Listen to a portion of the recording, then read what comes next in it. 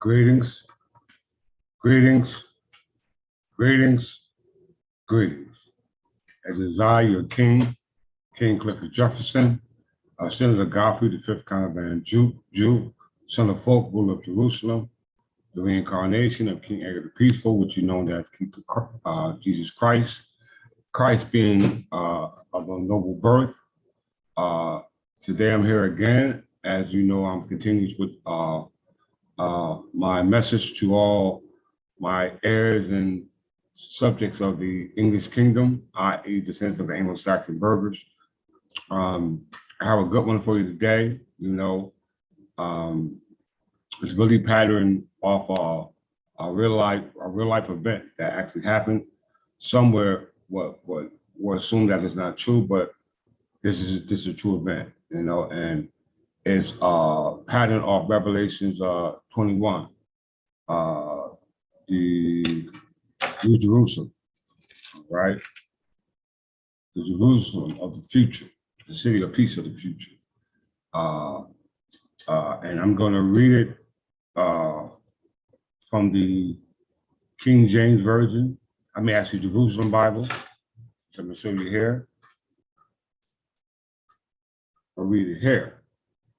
All right. Actually, no, I'm going to show you on the screen what it says so you can see it. But one particular verse, verse 22, is where I'm going to read it from the book, you know, in regards to a passage that's in this book versus what you read in your, what I'm going to show you on the screen. You know, so once again, this video is for all my ancestors who have passed on as nobles. I honor you, which is that my obligation as the preferred officer of Christ, and I come with the same redemption process that has been echoed down throughout time immemorial. So without further ado, let's get started. It is September 10th, 2023, which is our birth year, 2973. I do this in light of all members of the English Stereotypical Church of England. And if you're a member, then you're a member of this noble family. You know, when I speak of this noble family, don't take this in an abstract sense, but in a concrete sense. So if you're about my father's business in my father's house, you should be doing as I do. If not, you will not take or partake of that which was established by way of the messengers that spoke on behalf of our Lord and Christ, Jesus Savior, which is known other than King Aether the Peaceful. All right, it's going to prove it not in the abstract, but in the concrete. All right, so let's get started.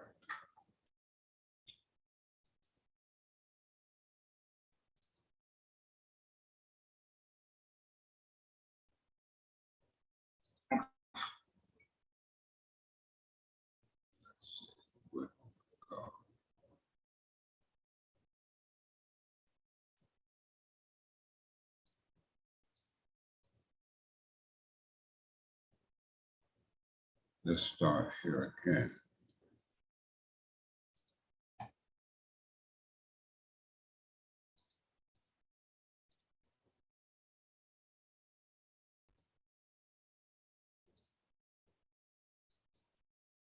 All right, the reason why I'm starting here with Imre Ahmad Hassan, because this deals with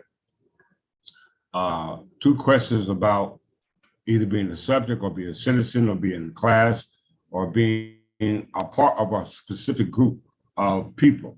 You know, whether you want to call them aliens, whether you want to call them earthlings, whether you want to call them monsters, whatever group you're talking about, this is to bring it to a concrete understanding that what was told in what we call abstract is actually concrete. And that's dealing with the kingdom of Jerusalem, or the coming kingdom of Jerusalem, or the future city of peace. All right. It says to summarize the approach which must be followed in deciding whether a particular person applying for citizenship is a white person within the meaning of the statute as interpreted by the Supreme Court. Because we know we find Jesus in the temple arguing with the doctrine of the law. We know most of the courts that we have here are patterned off the Anglo-Saxon common law, i.e. the common law of England. All right. So what's done modernly actually has been swindled down from what we call the ancient time immemorial, going back to what we call the Middle Ages. Excuse me. It says, the Supreme Court is necessary to determine first the particular group or racial subdivision to which the individual belongs.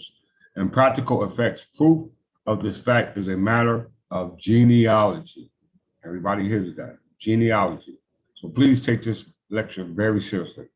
An individual who presents an aberration from the color of the skin of the group of which he is a member, such as light-skinned Chinese or Japanese or dark-skinned Anglo-Saxon, or any nationality where you come from based off the complexion of your skin, to denote to being a part of that nation, you first must prove that you are indeed a part of that nation. And that cannot be done based off the color of the skin. It's based off the ethnicity and genealogy test, all right? It said an individual who presents an aberration from a color of skin or a group of which he's a member, such as a light-skinned Chinese or Japanese, or a dark-skinned Anglo-Saxon, does not thereby acquire a different status under the act from other members of this group. Of course, when an individual applying for censorship has a skin of a different color than is usual for the members of the group from which he claims to come, a strong burden of proof then rests upon him to show by usual methods of proving genealogy that he is indeed, in fact, a member of that group. So everyone who calls himself by whatever you call yourself, I'm not saying you can't prove you're not a part of that group. What I'm trying to prove is that you're not a part of this group. And this group that I'm talking about is regards those who classify as a society as having a ticket to go to what we call this New Jerusalem, or what we call City of Peace, which was told in olden times by the Anglo-Saxons, which appear here is to be a part of an ethnicity and the genealogy, but just so happen to be what we call dark-skinned, all right, or dark. Pay very close attention to that. After every individual has been traced into his group, the second question which the court must answer is whether the members of the group as a whole or white person, as Congress understood the term in 1790 when it first enacted the statute. In deciding this latter question, the test is not how the group in question would be classified by ethnologists who have made a study of racial origin, but rather what group of people then living in 1790 with the characteristics then existing were intended by Congress to be classified as white person. Applying this principle, the court finds that the petitioner is an Arab, and the Arabs are not white persons within the meaning of that act. That takes us back to the Naturalization Act of 1790.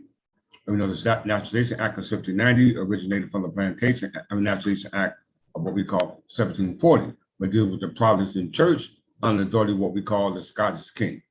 All right, the Scottish kings and queens. All right, so now that we got that out of the way, let's go ahead.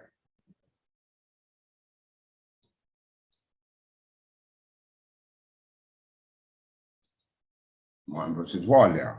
I'm going to come here again.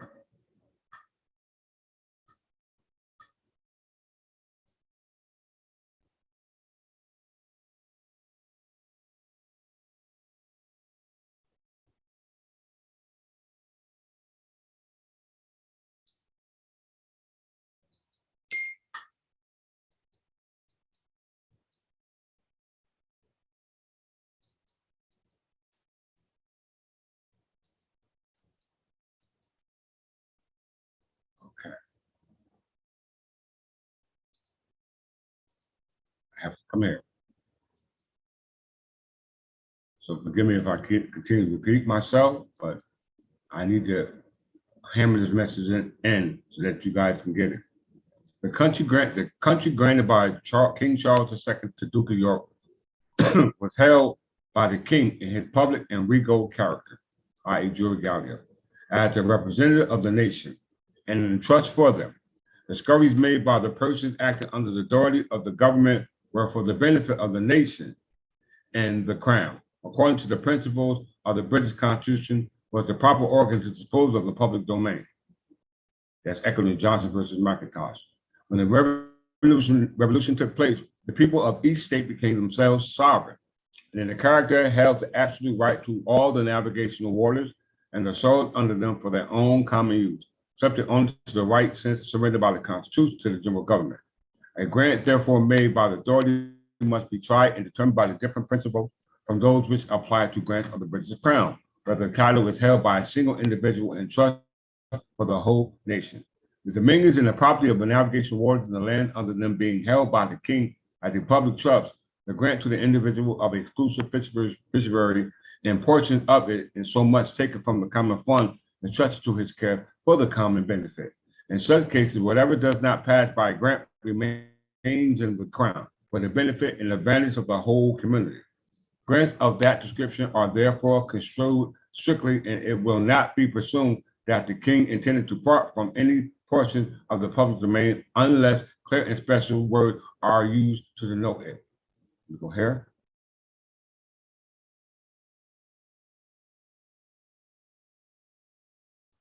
The land under the navigation water within the limits of the charter passed to the grantees as one of the royalties incident of the powers of the government, and were to be held by him in the same manner as for the same purpose that the navigational waters of England and the soils under them are held by the crown.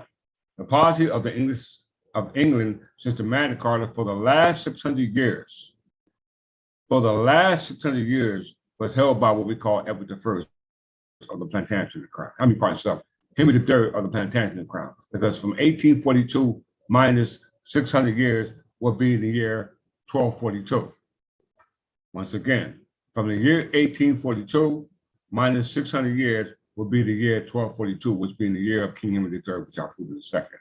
And not just the rule of this king, but the kings who lived before them, as the right, as the obligation by the king as a result of that nobility, i.e., that name, that surname.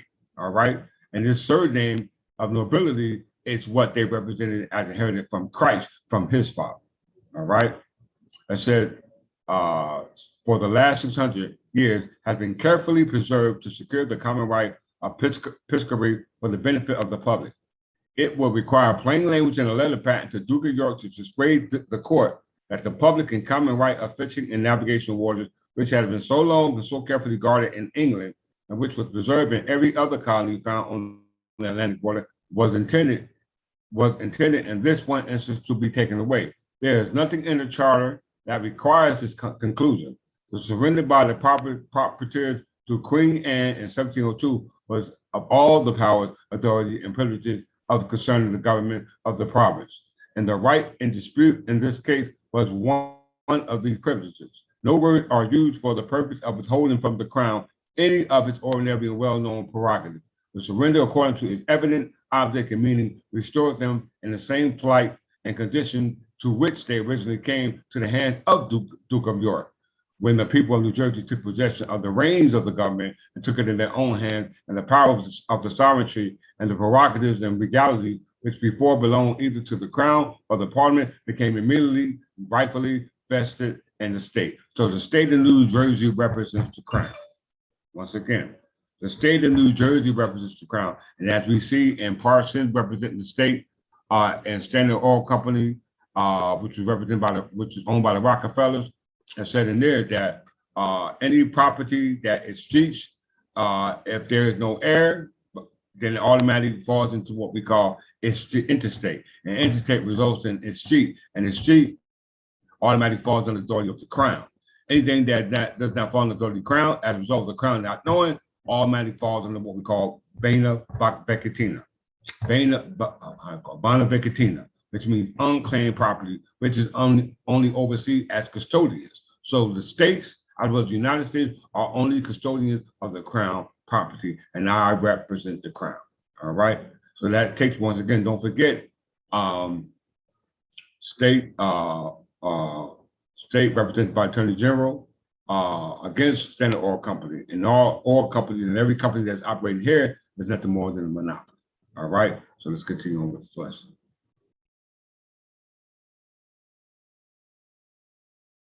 Last time we left off at my last video, we talked about the history of New Jersey involved in slavery, which was actually created by the Dutch. All right. And since we were talking about, did I erase that? article? Yeah, I think I did. The article that we read and by the lawyers, new what was called it was a magazine by New Jersey lawyers, and it spoke about that Negroes, i.e., black people or people of darker complexion, was merchandise, considered merchandise, and it was kept on demand at the request of that those monarchs who operated under the crown, such as the British monarchs, from King James all the way up to King George III.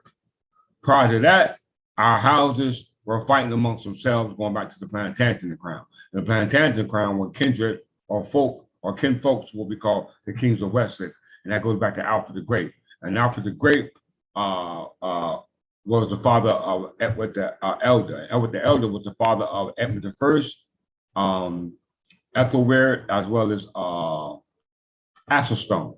There's a movie that just came out on Wikipedia. I suggest you, on YouTube, I suggest you watch it. It's called The Last Kingdom. Once again, it's called The Last Kingdom, and it says 7 kingdoms must die. 7 kings must die. And it's about the noble kings of Wessex, which I just mentioned, Edward the Elder's children, Ethelred, Athelstone, as well as Edmund the First. Edmund the First was the oldest out of all the brothers, and they all were a result of different mothers. All right, all 3 children were a result of marriages of Edward the Elder, married to 3 different women from 3 different houses. All right, so that's very important to understand. So let's continue. As the slavery in New Jersey began in the early 17th century with Dutch colonies trafficking African slaves for labor to develop the colony of New Netherland. After England took control of the colony in 1664, its colonies continued to import of slaves from Africa. They also imported seasoned slaves from their colonies in West Indies and enslaved Native Americans from the Carolinas. All right, as you can see, they are descendants of what we call the Habsburg, House of Habsburg.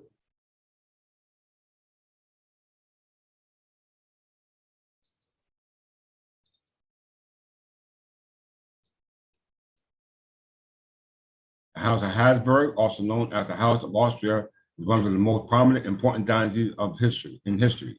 Very important. The houses take their name from Habsburg Castle, a fortress built in 1020 in present-day Switzerland by Radbot of Klaskau, who named his fortress Habsburg. His grandson Otto II was the first to take the fortress name as his own, adding Count of Habsburg to his title. All right. This Rabat was married to Ida of Lorraine. Did I overlook that? Let me just say.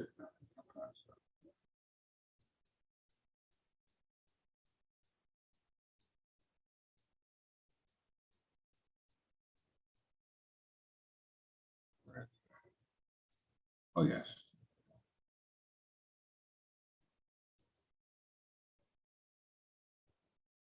Rabat, whatever this brother's name, Rabat of Klaskau was married to Ida of Lorraine from the Duchess of Lorraine.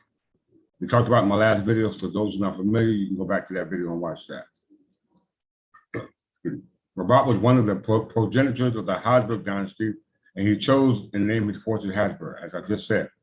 Rabat was probably the second son of Lazan of Klaskau, son of Gustav, Count of Brisgau, and was the younger brother of Bishop Werner I of Strasbourg. In 1010, he married Ida, daughter of Duke Frederick I of Upper Lorraine and Beaches of France. Okay, so as you can see, Rabat married Ida Lorraine, and Ida Lorraine descended down from what we call, let me just pull her up right quick. List of kings of the Dukes of Lorraine. Once again, list of kings of the Lorraine. All right, so that's very important for us to remember that, because we know that they had a hand in slavery of us under the identity as Negro, Black, Colored, African, whatever name you want to throw at it. That's very important. When we come from a noble family. Now, when I say kindred, I mean all those who here in North America, as you can see, even though we all might look the same, we all don't come from the same genealogy and ethnicity. And the reason why I say that, because when God chose his particular people, he was specific. And everybody's not God's people. All right. We're told that in the abstract. I'm going to prove it in the concrete. All right. I'm going to prove it in the concrete.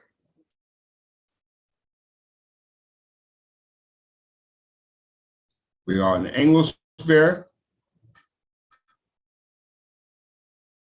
So that means I'm only talking about here.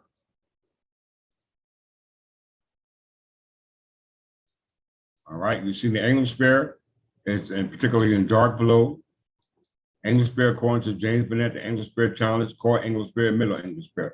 So all the colorization is, you can see on this globe, denotes to territories belonging to what they call the Anglosphere. You know, the Anglosphere denotes to what we call the Anglo-Saxons. And the Anglo-Saxons were a noble family, i.e. the English family. And that's there's evidentiary proof because their history, language, and culture, i.e. Anglophone, still exists today.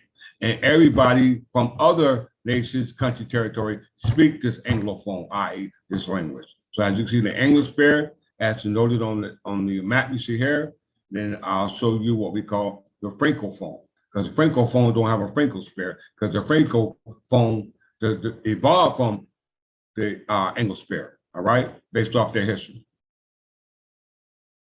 As you can see the map, this is the territory of Francophone. It's a whole, the Francophone is a whole, you hear that? Francophone.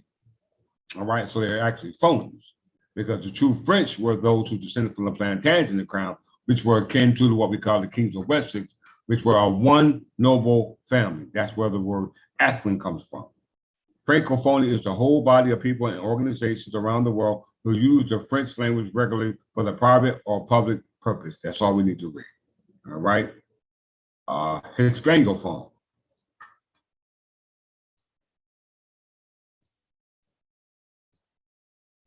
Hispanophone, let me see if you guys see this. Hispanophone refers to anything related to the Spanish language in its cultural rather than merely linguistic sense. The notion of Hispanophone goes further than the above definition. All right, but it is or associated with what we call the Spanish language. You know, the Spanish kings and queens had territory ruling here over in what we call the Anglosphere. All right, the Anglosphere. All right, let's look at the Portugal sphere. Portugal. What is it? Portugal phone. It's called Lusosphere or Lusosphone.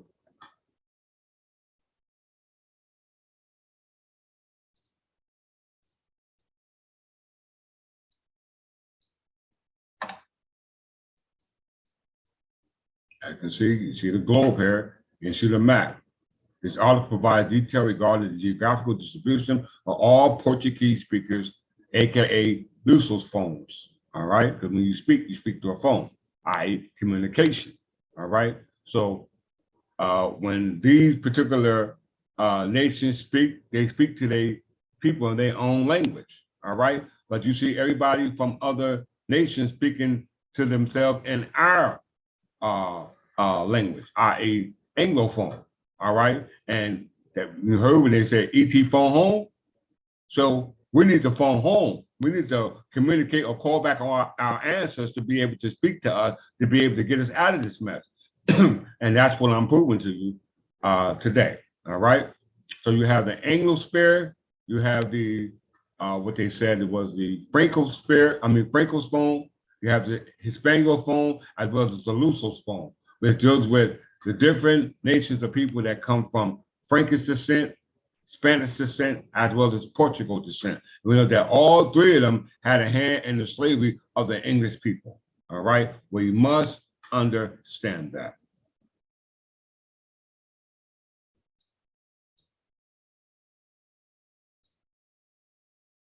Now, why is this important? Because of our nobility. Because of our nobility. All right, let's show you where this nobility comes from. Revelation 21. Pull that up. Everybody turn to Revelation 21.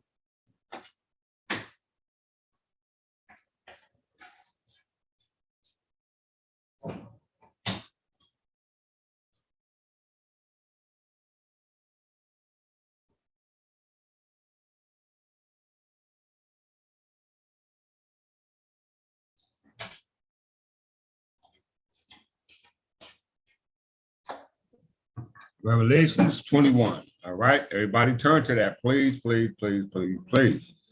All right, before we read the revelation that's given by John, and we know the word church, I think it was church or heaven. I think it was heaven.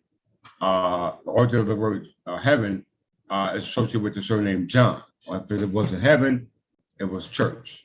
I mean, not church, house. House is symbolic of John. All right, yes. It was house. The origin of the name derives from John. All right. And that particular name, if I'm not mistaken, had an anchor with a cloud in it. All right. Now we're talking about new heaven and new earth.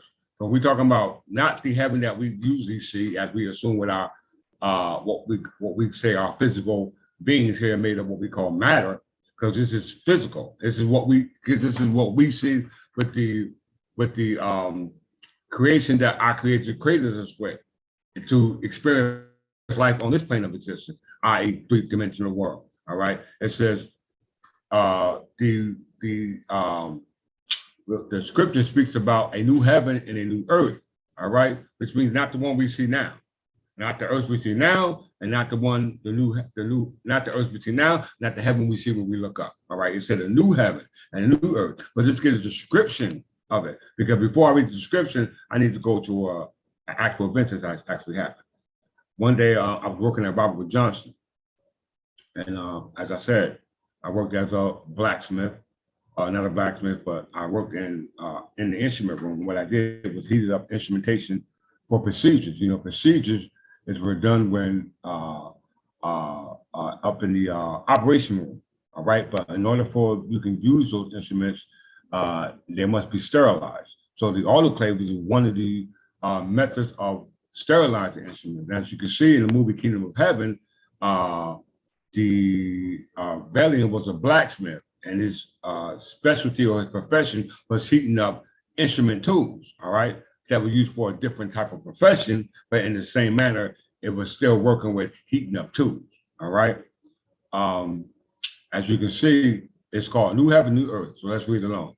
Oh, let me talk about the dream. Okay, one day I was working at the job, and I got paid. And I went to go deposit money into the bank. I think it was $5. And it was it was a check. I went to go open up an account and I deposited my whole check. The only thing I took out was $5. And the only reason why I took $5 out was to get a slice of pizza, all right, because I was hungry and I wanted to make sure I got back and work and still had enough time to eat something. So on my way back, when I walked out of the bank, it was a homeless person who met me. It was Asiatic brother, a dark-skinned brother, or a black person. He said, "Excuse me, brother, got a couple of dollars." I said, "Yeah." So I gave him $2. You know what I'm saying? So, you know, he can get something to eat. So I kept the $3 and I was going to get a slice because there was a pizza shop on the way to the job. And I looked at my clock and said, "No, I got to get back to the job." So as I walked up in Brunswick, they have what they call George Street.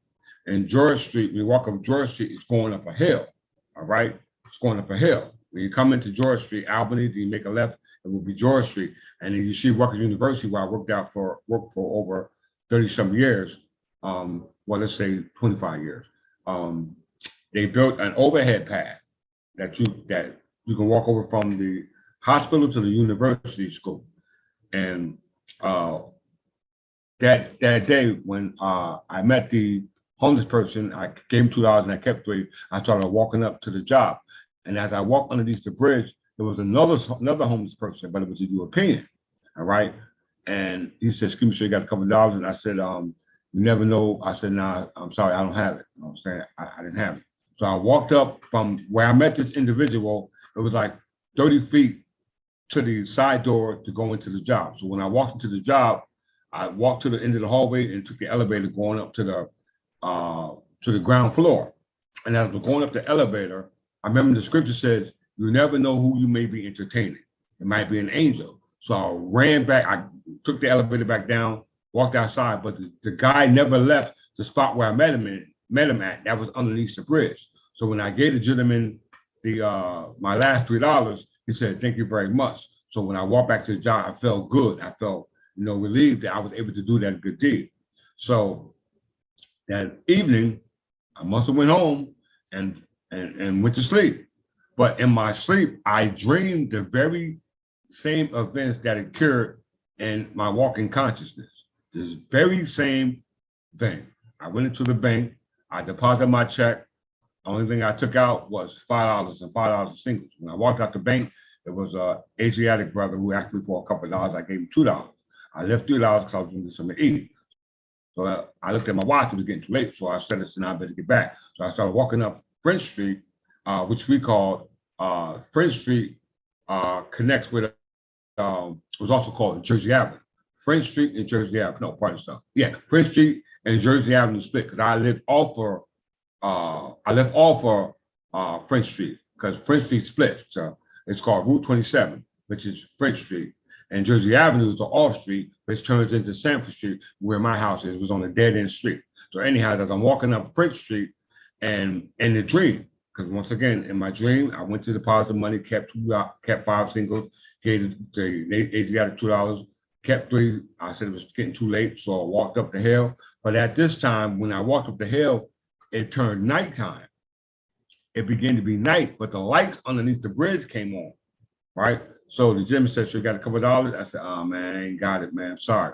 So when I went into the side building, like I said, 30 feet, walked to the side door, walked to the end of the hallway, took the elevator up to the ground floor, stopped, thought about it might be an angel I might be entertaining. So I took the elevator back down to the ground floor and I walked down back to the hallway to the side door to the street, i.e. French Street, and the gentleman was still sitting there. Once again, it's nighttime, all right? So when I ran down, I said, here you go, my man.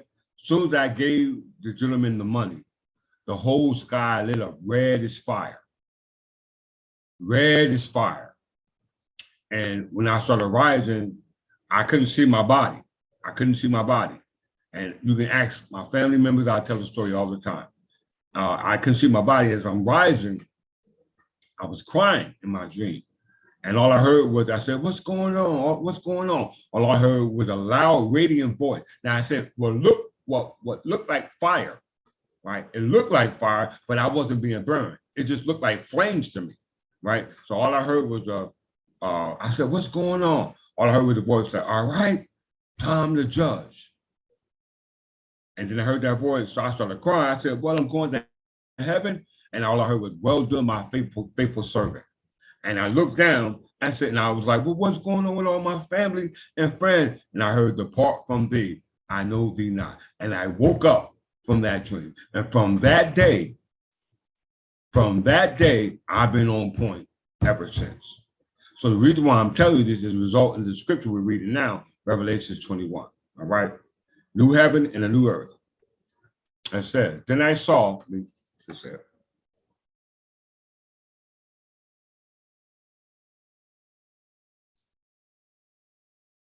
will give some of you chills.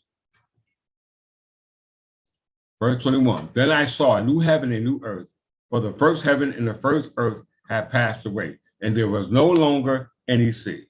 I saw the holy city, the new Jerusalem, coming down out of heaven from God, prepared as a bride beautifully dressed for her husband. And I heard a loud voice from the throne saying, look, God's dwelling place is now among the people, and he will dwell with them. They will be his people, and God himself will be with them and be their God. He will wipe every tear from their eyes. There will be no more death or mourning or crying or pain, for the old order of things has passed away. Before we go here, let's go here.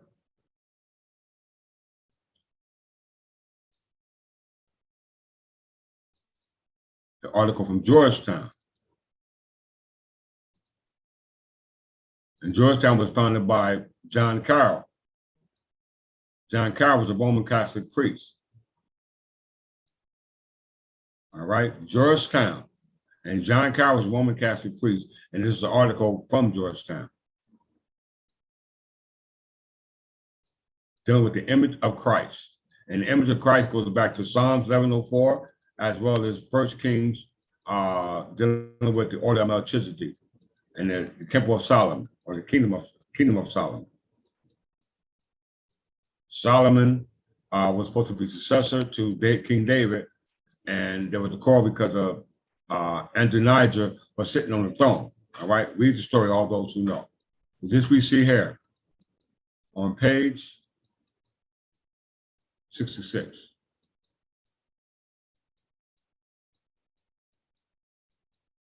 King Edgar the Peaceful, Anglo-Saxon king, a pagan deity, right? He was a pagan deity.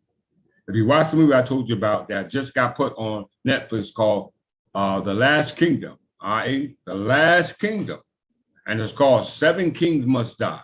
And it's about Ethelred the Elder's three sons, Ethelred, Asherstone, and Edmund I. Edmund I was the father of King Edgar the Peaceful. All right, King Edgar's son was Ethelred the Unready, hence the word Ethelred. Atheling. Atheling is a name that denotes to a noble birth or a noble family. Okay, so we're here in page 66. They're talking about King Edgar the Peaceful. All right, the King of Peace, the King of Salem, from the order of Solomon. We know Solomon's a German name, so that's not the original order because Salem is an English name. All right, so yeah, I need y'all to really understand what's going on. All right, let's go further. Page 72. Let's go right here. Start here. Almost 2 centuries later, Archbishop of Canterbury, Justice anointed Agur, king of all England, in the ceremony at Pentecost in 973. It was Agur's succession coronation, as he had already been reigning 13 years before the being consecrated at Bath on May 11th, 973. Each aspect of his second coronation was meant to the signal imperial status. So we know Jesus began his ministry at the age of 12. So this is also symbolic. Vast Roman ruins and walls of the latter, perhaps remnants of Aachen, forgive me if I pronounced it wrong, the symbolic center of the Carolingian rim on the continent, where Rhodeland of imperial status, while the presence of neighboring Welsh and northern British rulers as Chester, serving to underline Edgar's claims to the insular dominion further. All right, so we can see King Edgar was a noble person of birth, and the reason why he was King Edgar the Peaceful, because he was the first king to not be warned about family issues. Because if you deal with the history of Edward the Elder's family, our brothers, parts of sons, Asherstone, and what we call Ethelred, they was arguing against each other about the birthright of being classified as an Atheling. And both of them had different mothers. They was trying to have a promising the birthright and that noble family. All right, that noble family. Let's continue to go on. Let's go to 72.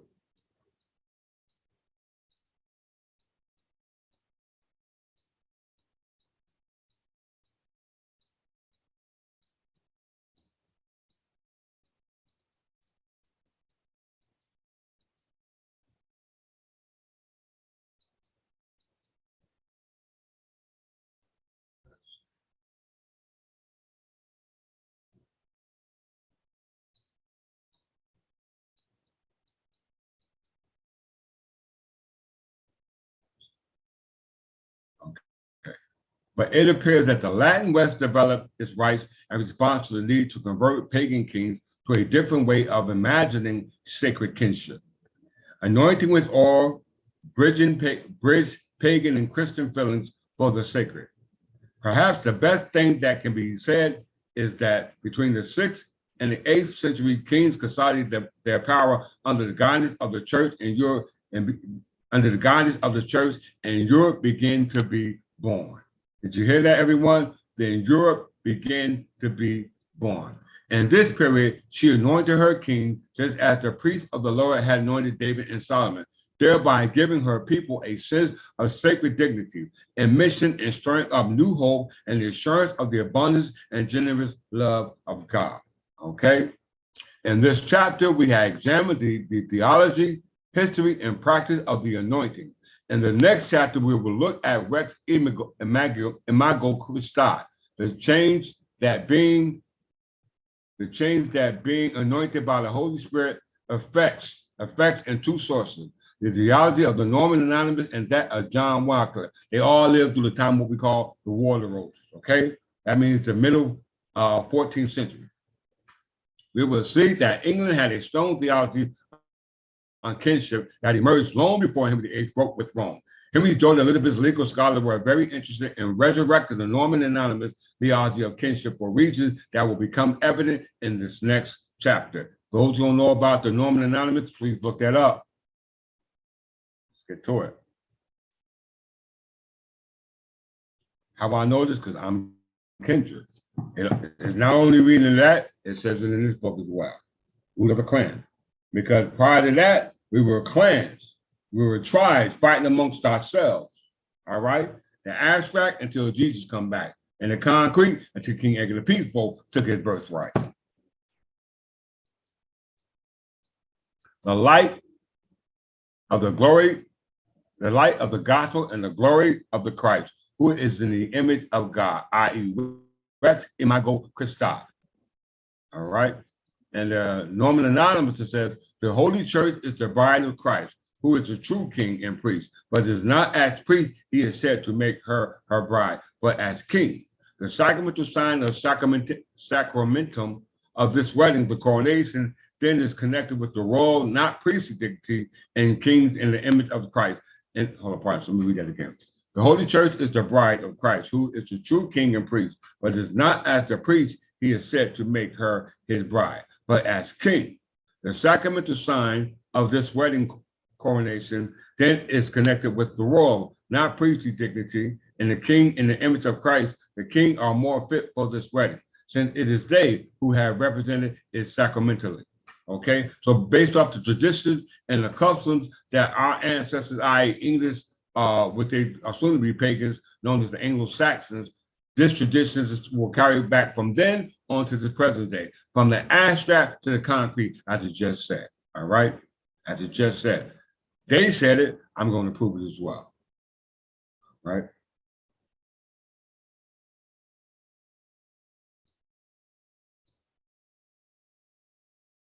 Let's start here.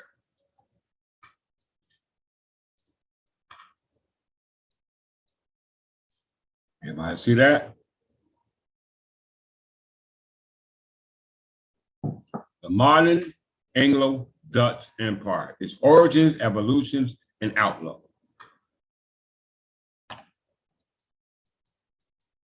You see the Tower of Babel.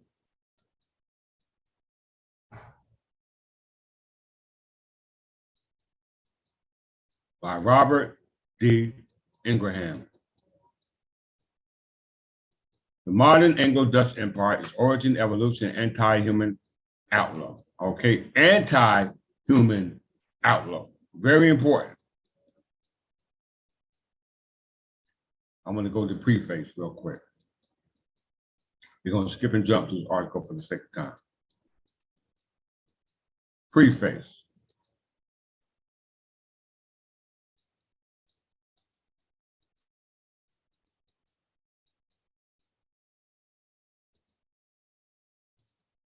All right, for all those, please pull up this article.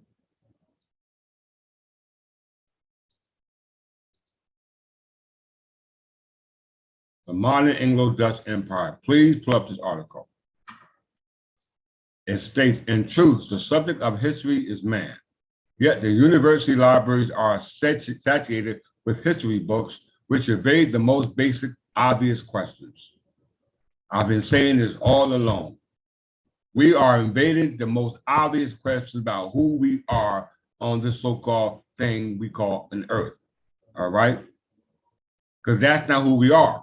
We're just spectators of what's going on here on earth. And as we can see, earth is being destroyed by those who are of another species. I'm about to prove it. What is man's nature which sets him apart from the lower beasts, allows him to create both science and great sympathies, and to increase his mastery over the planet? Okay, as we know, we were created in the image of God, right? And God we being made in God's image, we write laws to govern ourselves on this planet for our preservation and our existence, okay, our perpetuality. But now man has felt that he don't need to be subject to God's law and start creating laws so he can play God. And he created what we call corporations. All right, I got an email for one of the lectures that I did the other day by a Morris American, and he stated that it's okay for me to be a guide for my people, or represent my people. But when I start talking about being or having subjects, that that's taking it too far, meaning that I'm on a power trip. Okay, so if that's the case, then that means that aren't you subject to God? Are you subject to teaching Noble Riley? Right? When you be a subject, was he subject to somebody? Because Noble Ali last name was Noble. He had his title Noble. Noble. So he said he was part of a noble family. He said, don't throw away your English surname. For the European gonna have to pay pound and compound interest for what they did to our ancestors in slavery. He said that. So if he said that, then you should understand what I'm telling you. But apparently you don't, because why? You're claiming that you're not a subject. So if you're not a subject, that means you must be a god. You must be the god. And if you're the guide, then where is your implementation of your intent to lead your people? All right? Because you sit here watching my channel. It says, I repeat, and in truth, the subject of history is man. Yet the university libraries are satiated with history books which evade the most basic, obvious questions. So no matter what university, what school of thought, what group you're in, when you invade the basic questions I'm giving you, then that means that you're not trying to be responsible for what it is that law created you to follow, or what law God, your creator, gave you to follow. And apparently these are human laws, because why? You are shown to be human. We're not human. We are created from our creators, which goes back to the nature of our creator, which is Aether, which I'm gonna prove it. That's why they had the name Atheling. Atheling is also synonymous or a metaphor with the term Christ. I'm gonna prove it in a second. All right. What is the man's nature? What sets him apart from the lower beasts, allows him to create both science and create symphonies and to increase his mastery over the planet? Or to put it more plainly, what is it about man that allows him to even hypothesize about human history? Since monkeys and donkeys and whales have no such capability, okay? How can anyone write a competent history of mankind without even addressing that question? How does one understand man's history in the long period of progress and retrogression which have characterized it, unless one starts with the fundamental question? What does it mean to be human? The literal journal are full of articles writing about university professors who write like bad imitations, Joe Friday's Just the Facts. But in reality, such factuality produces lies because of what it leaves out. The problem has become much more worse with the advent of the so-called information society. A false reality is in which real history is butchered by fact checkers of Wikipedia and their ilk. This book does not pretend to be a history of the human race from the beginning to the end, nor does it make any claims of profundity, in the realms of science or philosophy. But if we return to the question, what is it in man's nature which sets him apart from the lower beasts? Question mark. As we work our way through the history and nature of the Anglo-Dutch Empire, hopefully some glimmer of understanding will come forth. All right. So I use Wikipedia, but I don't depend on Wikipedia. I go to other sources to validate what Wikipedia said, because Wikipedia is just a dilution of what those other sources say, so that you can get a baby's understanding. Because when you're a student, you must be like an infant. So that's the purpose of what Wikipedia serves as baby food. Okay. Human voluntarism. Genesis 1 to 27.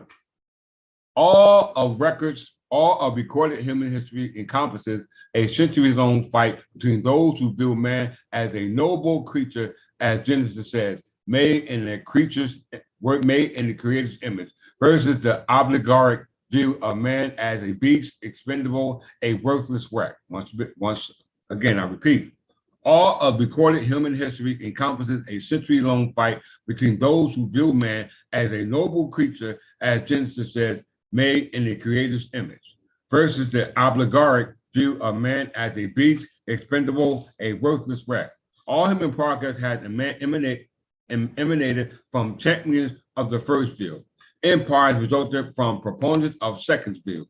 To be clear, this is not to connect the dots conspiracy theory of history, i.e., not theory. This is a question of axiomatic views as to the fundamental nature of what it means to be human.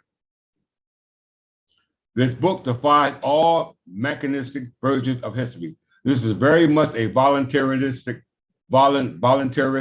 view of history, which is, after all, the only human way to view mankind's development.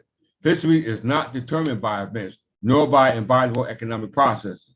From the prehistoric years, when mariners and astronomers first studied the progression of the constellations, mankind history on an increasing dominance over the planet has been shaped by voluntaristic human action. Actions catalyzed by the creativity of individual human minds. When society has been imbued with this notion of what it means to be human, civilizations have progressed. When empires have dominated, when the few rule the many like cattle, mankind has suffered. All right, let's continue.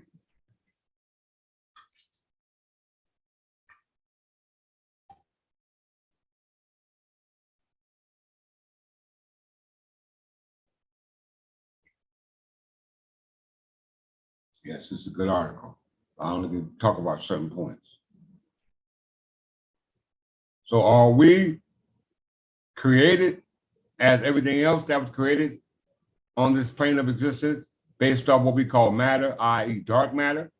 Or do we come from some higher creation by a higher creator existing what we call anti-matter or anti-dark matter? You know what I'm saying? Because they still can't find where antimatter exists. All right, but yet we bombarded by dark matter every day for those who understand that science.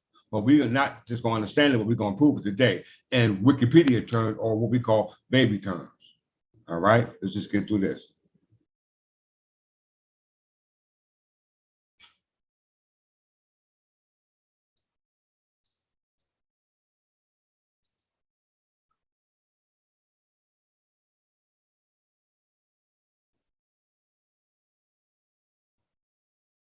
Yes, I went to this article already.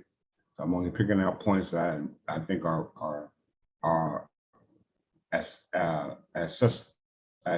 assets to what it is that y'all need to understand.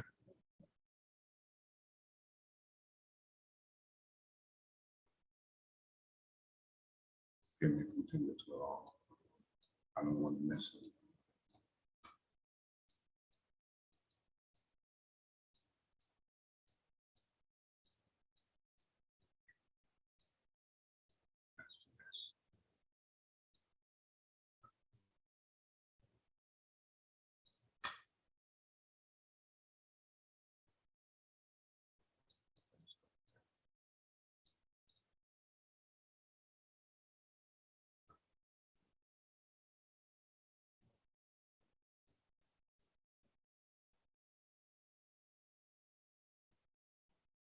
Go to the garage. Come on. Okay. Chapter 9. Chapter 10.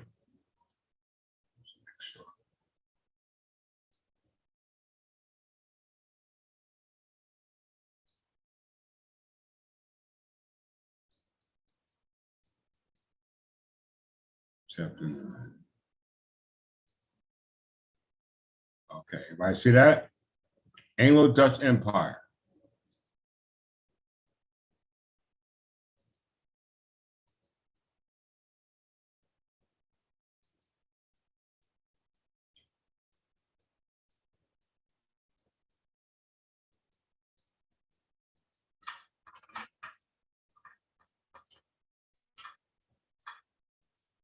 Actually, let me just go a little bit past that.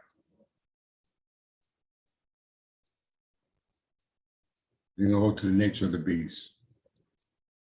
That's what I want to go.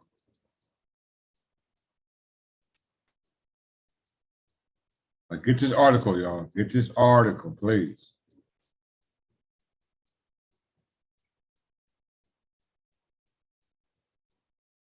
Okay, nature of the beast.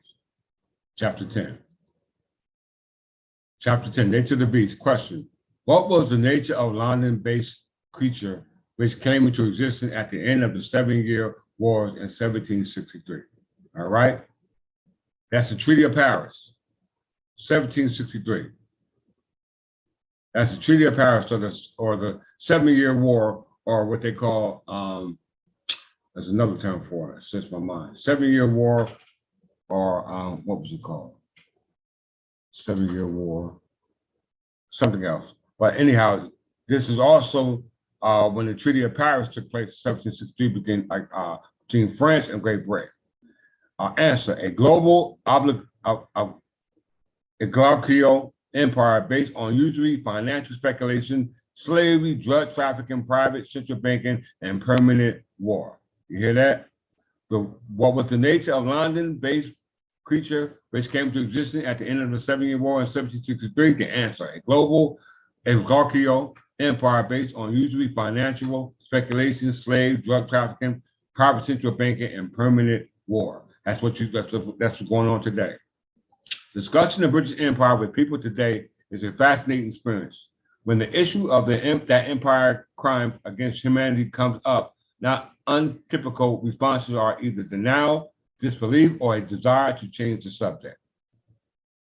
The fact that the British Empire was the world's leading slave traders, leading drug traffickers, and killed far more people than Adolf Hitler is all the matter of irrefutable public record. It was all done out in the opening over a period of more than 2 centuries. The fact that the same empire is based on axiomatic principles hostile to the American Republic, all right? And it has been a mortal enemy of the United States down to the present day. Maybe a little more difficult for people to see, but not that much more difficult.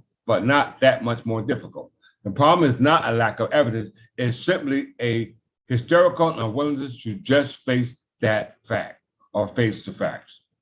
The seemingly inability to accept the irrefutable charges against the British Empire is a perfect example of success of the oligarchy in getting many people to believe, in the words of Bertrand Russell, that snow is black. However, even 99% of the population is willing to swear under the oath that snow is black. That doesn't alter the truth that snow is white. Consider this: in recent years, there have been a demand put forth by some that the United States government apologize for slavery. Have the British ever apologized for being the leading slave traders in the world for almost 2 centuries? Recently, the Roman Catholic Church apologized for its history of anti-Semitism. Have the British ever apologized about their history of racial colonialism, about the millions they killed in India, about the forced addiction of 10 million in China to narcotics? Have the British ever formally or informally apologized for any of their crimes? Question mark. Far from it, they're proud of their record. In their view, there has been an almost heroic saga of spreading civilization to the rest of humanity. Try selling that crap to their victims.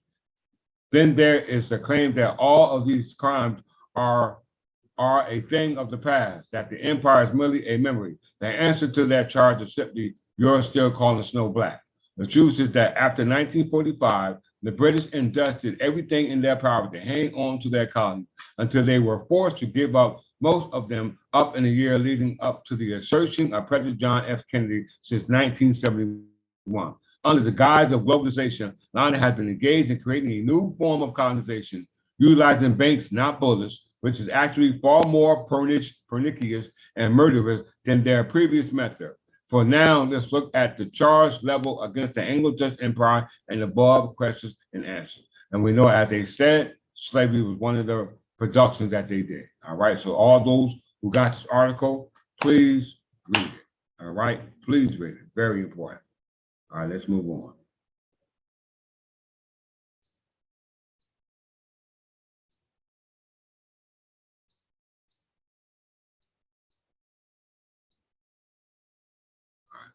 Let's get into some real fire.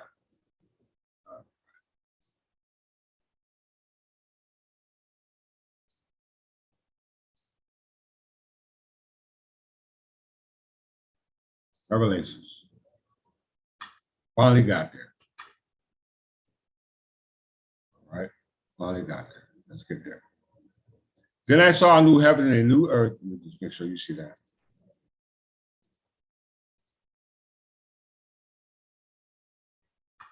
Then I saw a new heaven and new earth, for the first heaven and the first earth had passed away, and there was no longer any sea.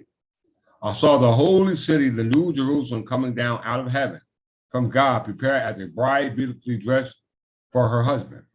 And I heard a loud voice from the throne saying, look, God's dwelling place is now among the people, and he will dwell with them. All right. So we're not looking, when we're looking about this, we're not looking from an abstract. We're looking for a concrete based off history tells it to be, as it's stated in the article, that the church was Jesus' bride. So if you're soon to be married with him, you must be inside the church. We know the word church is the same word as circle, hence the word circle, church, and chancery. And we know when you get the word church or the word circle is actually the origin comes from the word kirkos, and the word kirkos is actually the word kirk. And we know in the stories of the movie Star Trek, the Star Trek movie was headed by captain who was head of a starship called the Enterprise. And the only way that you get on the Enterprise was by what we call beaming up.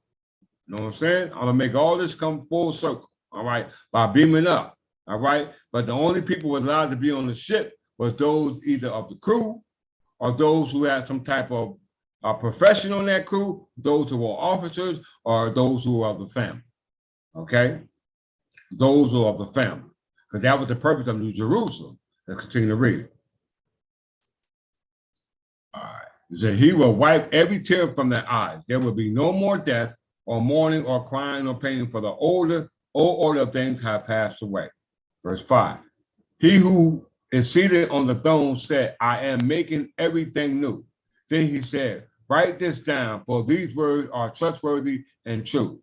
In the beginning was the Word was God, the Word became flesh and dwelt amongst men.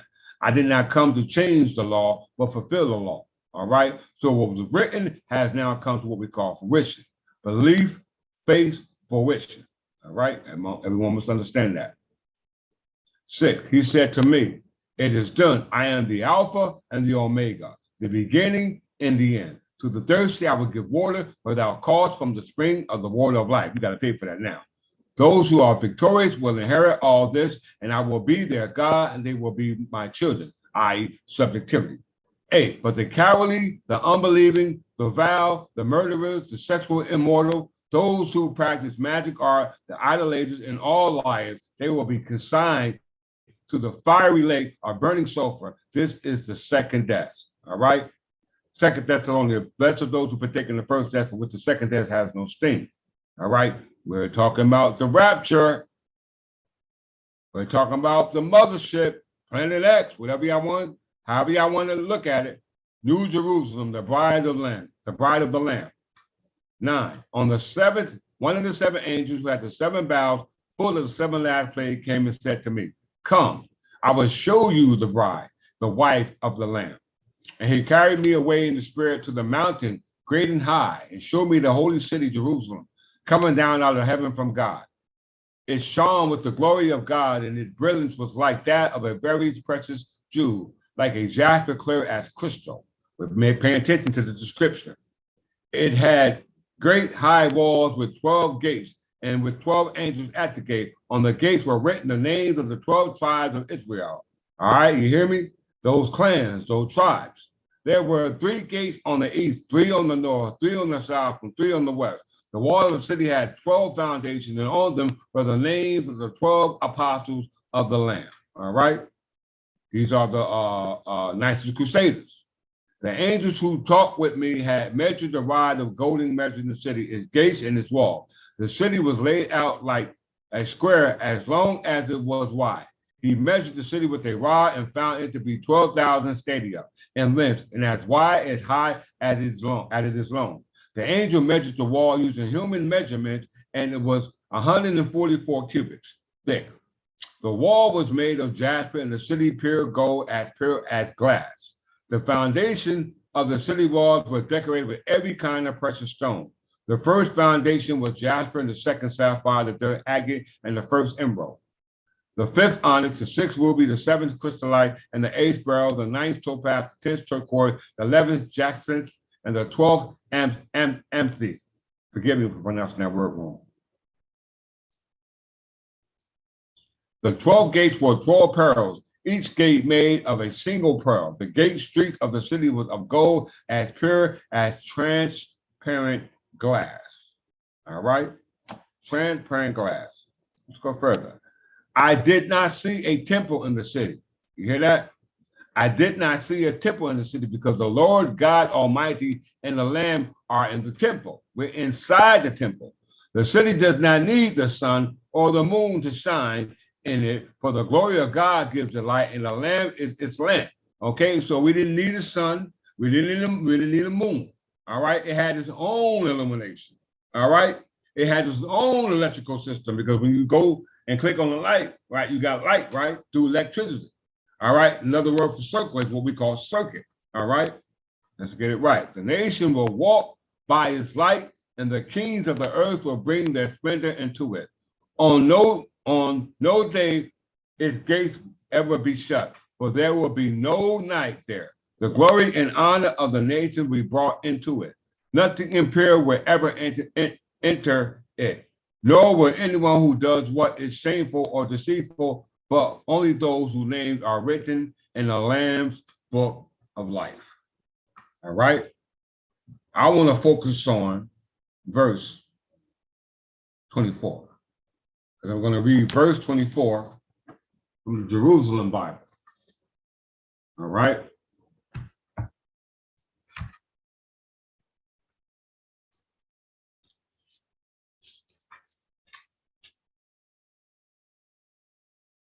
It says, verse 20, I'm going to start from here.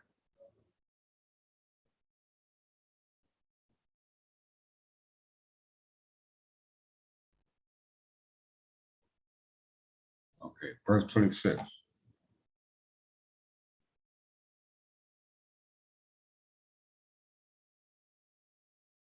It says here, the pagan nations will live by its light, and the kings of the earth will bring it in their treasures.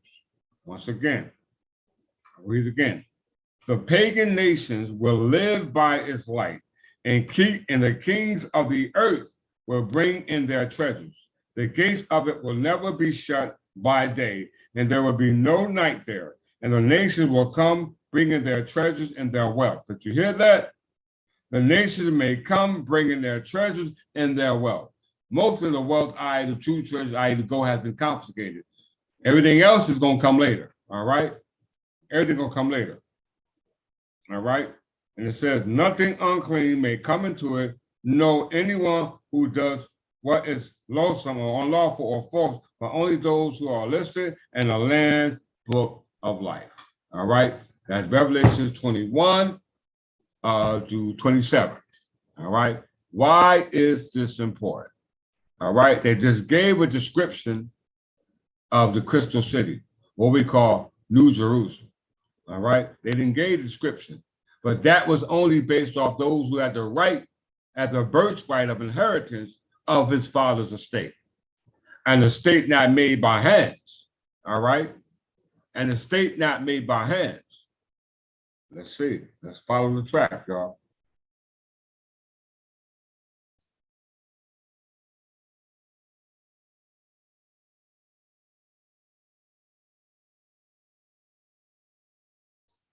We talk about Asper stone.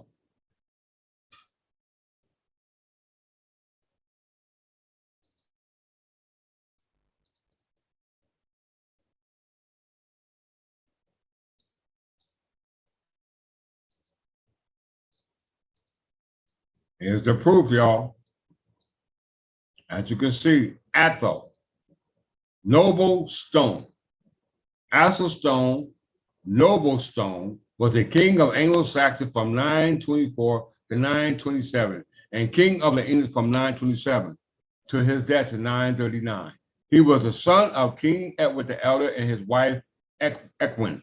Modern history regard him as the first king and one of the greatest Anglo-Saxon kings. He never married and had no children. He was succeeded by his half-brother Edmund I. All right. His half-brother Edmund I was the father of King Edgar the Peaceful. I might be wrong on that. Give me a second.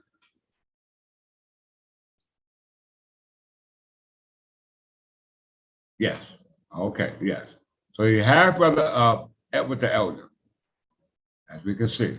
As you can see, he was dark-skinned and melanated. All right. Matter. We made a matter, dark matter at that.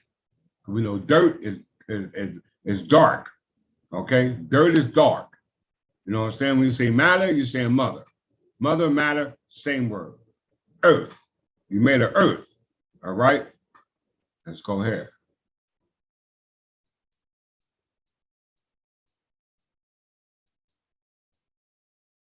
I want to give honor to the Battle of Brunswick. Because the Battle of Brunswick was a battle against the Danes who invaded England as a result of us arguing amongst ourselves. We are being invaded by foreigners because we are arguing amongst ourselves for who we are. You know what I'm saying? So we're still being invaded from the past, we're being invaded today. Hey, just look at the immigration that's going on here. We're constantly being invaded. All right? England is being invaded. All right? So that means that we must go back to and restore order. How is order restored? Let me show you.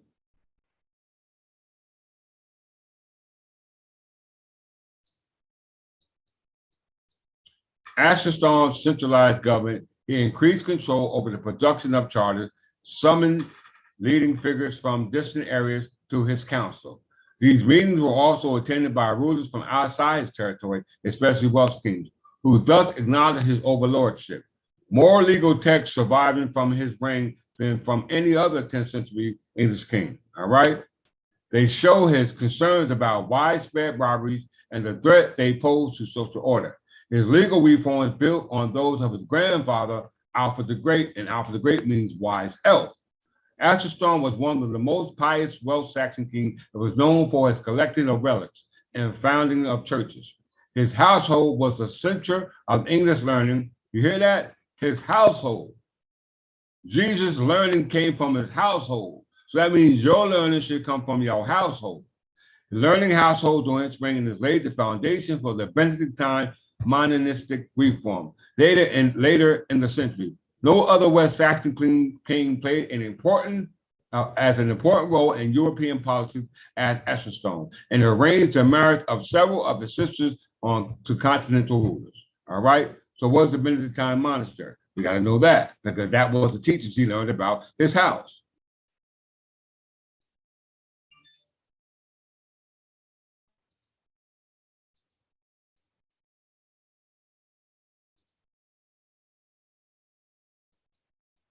I give y'all a chance to pull that up.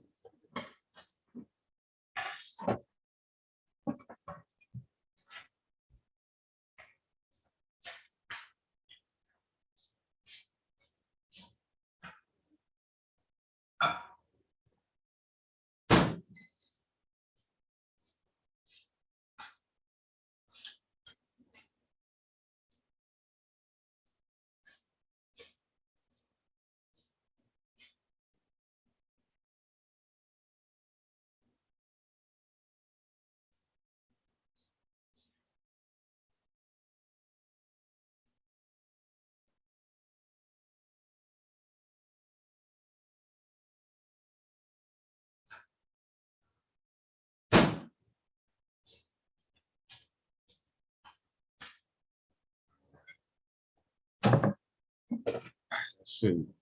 Asherstone, noble stone. Atheling, noble family.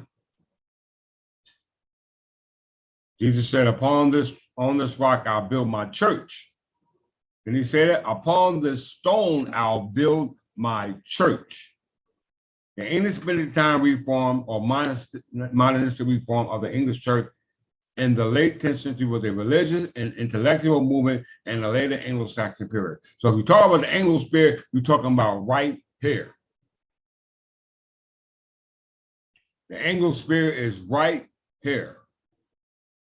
Let's go on. Let's get a little bit more information on.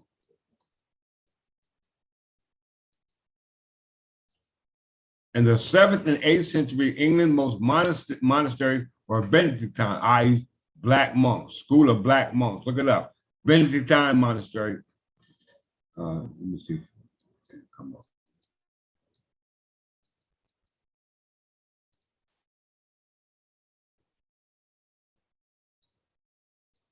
Let's see if I can get it real quick.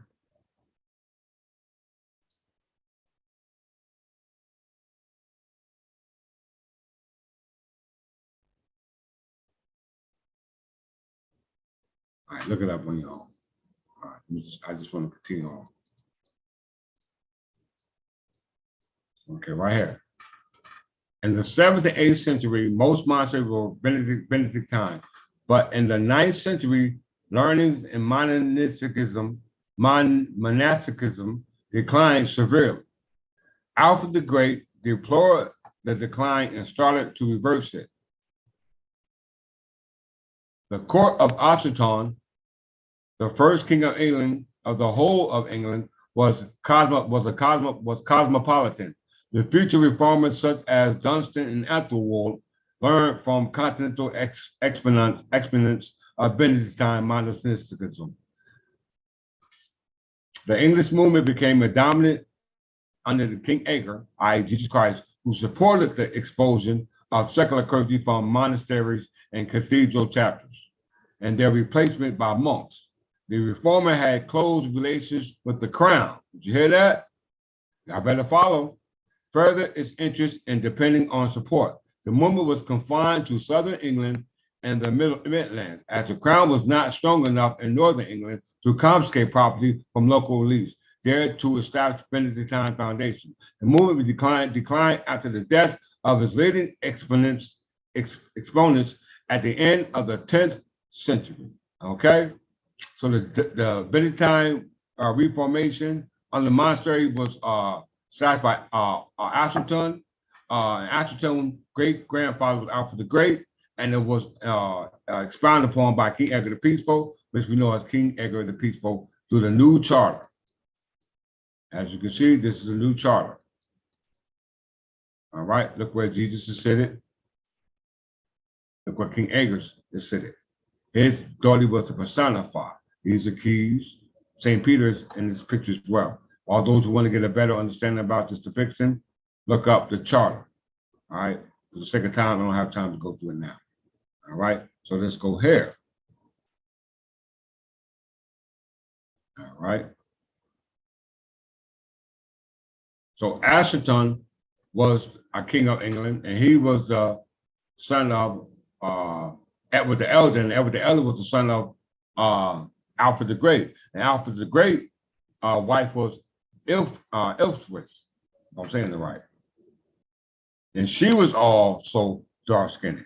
All right, let's just prove that. Ilsworth.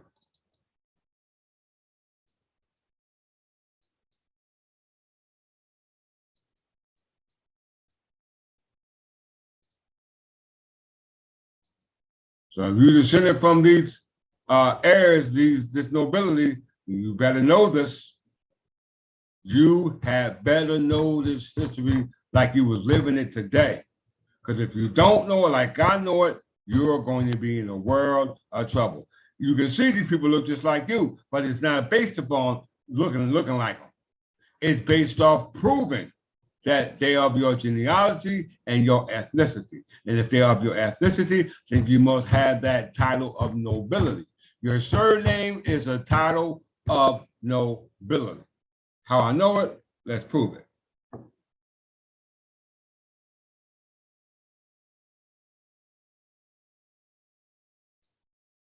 As we can see in the Jerusalem Bible,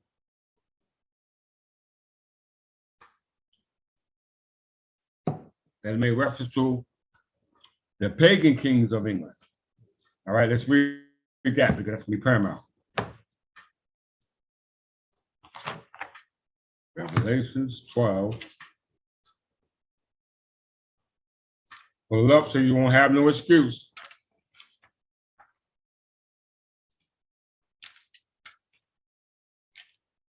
Revelation 21, verse 26. The pagan nations will live by its light, and the kings of the earth will bring in their treasures. The gates of it will never be shut by day, and there will be no night there. And the nations will come, bring, hold on, find myself. So the gates, the pagan nation will live by its light. Let me put my glasses on, y'all. I'm tripping. The pagan nations will live by its light, and the kings of the earth will bring in their treasures. The gates of it will never be shut by day, and there will be no night there. And the nations will come, bringing their treasures and their wealth. Nothing unclean may come into it, no one who does what is loathsome or false, but only those who are listed in the Lamb's book of life. Verse 22. The angel showed me the river of life rising from the throne of God and of the Lamb in a flowing crystal clear down the middle of the city. On the either side of the river was the tree of life, which bears 12 crops of fruits in each year, one in each month, and the leaves of which are the cure for the pagans. All right? It's the cure for the pagans. What pagans? The English pagans. All right? The English pagans. Anglo-Saxon English pagans. All right? Now that we clear that up, let's really get busy.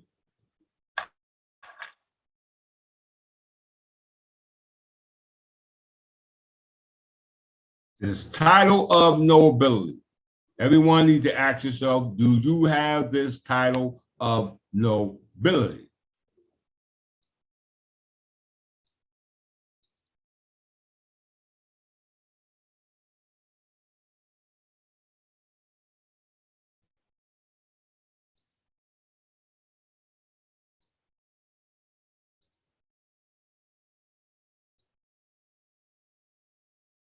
Atheling.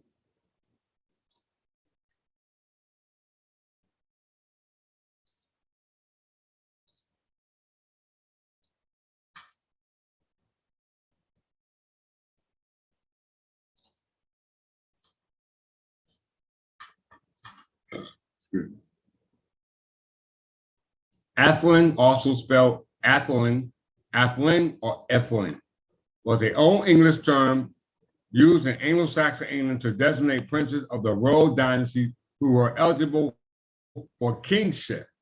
You hear that? For kingship. The term is an Old English, Old Saxon compound of Atheling, forgive me, I'm pronouncing that wrong. The meaning means noble family, and the English means belonging to. So Atheling means belonging to a noble family. Y'all see it right there, belonging to a noble family. All right, we know King Edward's son was Edward Ethelred the Unready. Ethel, he was part of the noble family. Meaning and use in Anglo-Saxon England.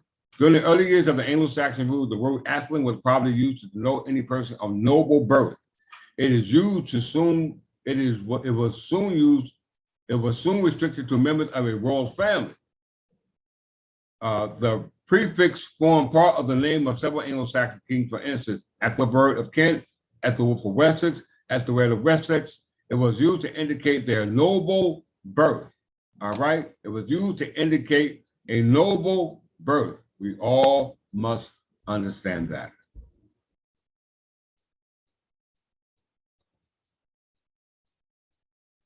Atheling was also used in a poetic sense to mean a good and noble man. Old English verses often use Atheling to describe Christ, as well as various prophets and saints. The hero of the 8th century of Beowulf is introduced as Atheling, possibly in a sense of a relative of the king of Geats, though some translators render Atheling as retainer.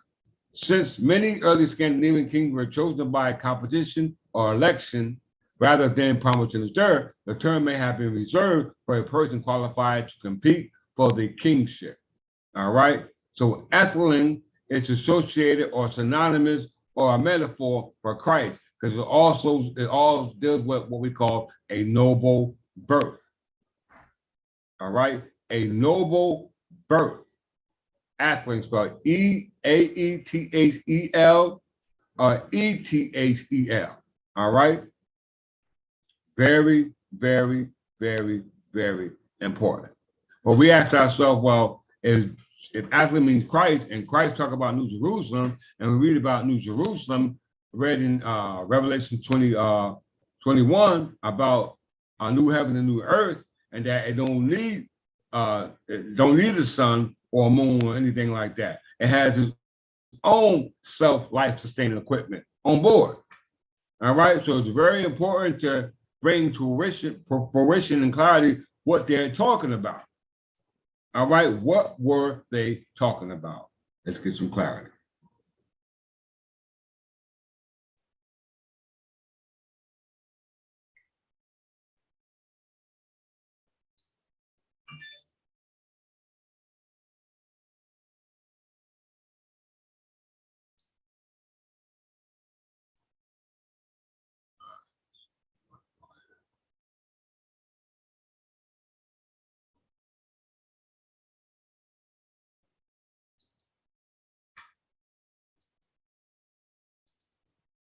Oh, let me go back here before I stop.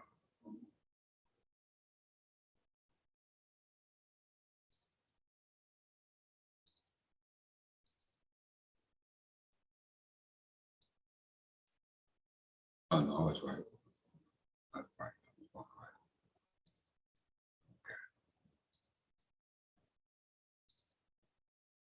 Aether, ether, a classical element. So Atheling or ether. Because we see that there were of all the kings of England who had that noble name, i.e., made up of that noble gas, i.e., antimatter, bear the surname Aether or ether. Because when you breathe on you, you're a being of ether. You're an Ethereum. All right. You're a being of what we call light. Here, experiencing how to get back to that light, i.e., that antimatter, because you're here something what we call dark matter, okay, or matter. All right. And dark matter cannot absorb light. Dark matter cannot absorb light. Okay. Let's get into this. Aether. According to the ancient medieval sign, ether, alternative spelling include aether, and ether, also known as the fifth element of quintessence, is the material that fills the region of the universe beyond the terrestrial sphere. The concept of ether was used in several theories to explain several natural phenomena, such as the propagation of light and gravity. In the 9th century, physics postulated that ether permeated space, providing a medium through which light could travel in a vacuum. But evidence for the presence of such medium was not found in Michelson-Morley experiment, and this result has been interpreted to mean that no luminiferous ether exists. Why? Because you're not it. How are you going to study about something that you're not? We are made of this ether, i.e., this fifth element. Why? I'm going to show you.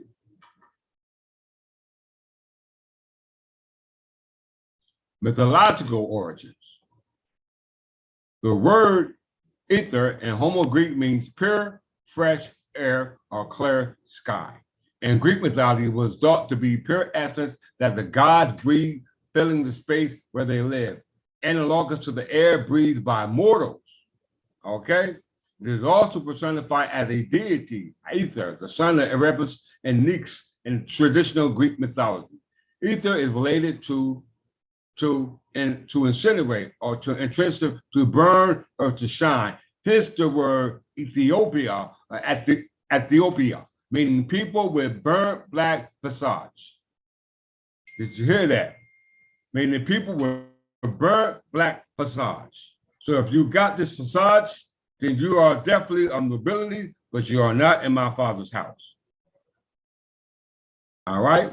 You're not in my Father's house because the name in which you're using it is not used the origin where it's or in the house where it should be used. All right? Yeah, we all know we are dark complexion and skin, but it didn't fit the standard under the National Act of 1790 or the National Act of 1740. So that means that there is no proof of who you came from based off the first requirement of tests to show that you're associated with that particular people in society through genealogy and ethnology. We know that how the Anglo-Saxons did it, as recorded in Revelations, the pagans' gods would carry on tradition through the kings. And the kings of England had the surname called Atheling, which is now known as Aether. Aether. All right, because they had the same complexion as the so-called Ethiopian that you see today, i.e. Ethiopia. All right, you can see it for yourself. If you want to live based off the metaphor, then your redemption and your abode of peace is based upon the metaphor. I'm trying to bring it home concrete. How the Bible tells you in the abstract that this is going to take place concrete. You see what's going on around the world today. All right, you see what's going on around the world today. Let's bring it on home.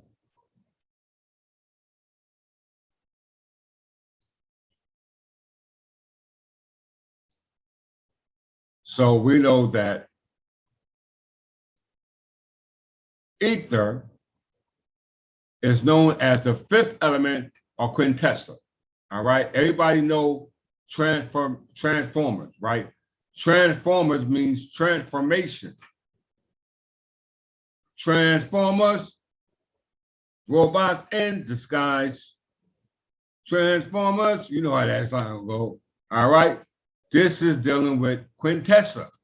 All right, quintessa or quintessence deal with the fifth element, changing from dark matter to what we call antimatter. All right, from dark matter to antimatter as a result of the ether, the life force that we have. All right, the light. I'm going to prove it.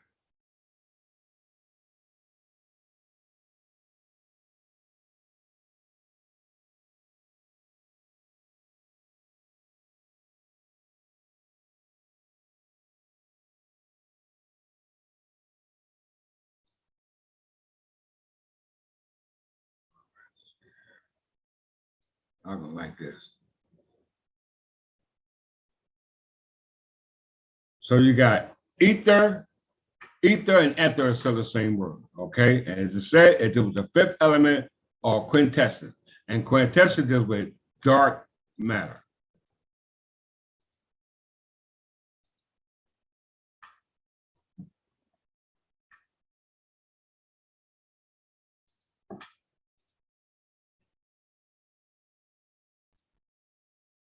Or dark energy. In physics, quintessence is a hypothetical form of dark energy, more precisely a scalar field, postulated as the explanation of the observation of accelerated rate of expansion of the universe, okay? All right, now, you know how they make it all hard for you to understand, and I didn't go to the school, and I can't break it down like they want you to understand it, but I'm gonna let somebody do that for me, okay? I'm gonna let somebody do that for me. Terminology. The name comes from quinta essentia, fifth element, so called in Latin, starting from the Middle Ages. You hear that? Starting from the Middle Ages. So they knew this stuff in the Middle Ages. We're not taught this now. The name comes from quinta essentia, so called in Latin, starting from the Middle Ages. This was the first element added by Aristotle to the other four ancient classical elements because he thought it was the essence of the celestial world. Aristotle posited to be a purifying and primordial element. Later scholars identified the element with ether. Similarly, modern quintessence would be the fifth known dynamical, time-dependent, and spatially inhomogeneous, contributed to the overall mass energy content of the universe. All right. Of course, the other four components are not the ancient Greek classical elements, but rather baryons, neutrinos, dark matter, and radiation.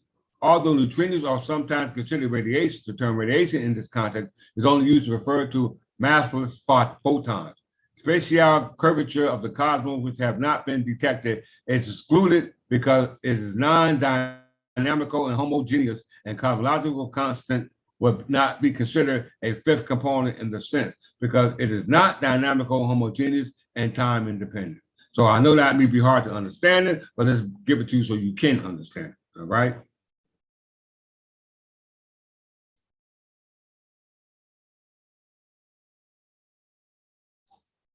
Let me just show you an image real quick.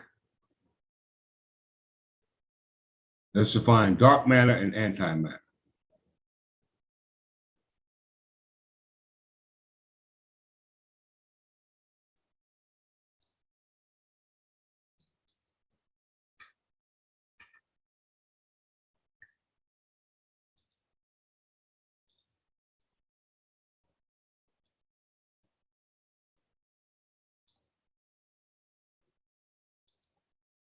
Pull up on your own when you get time.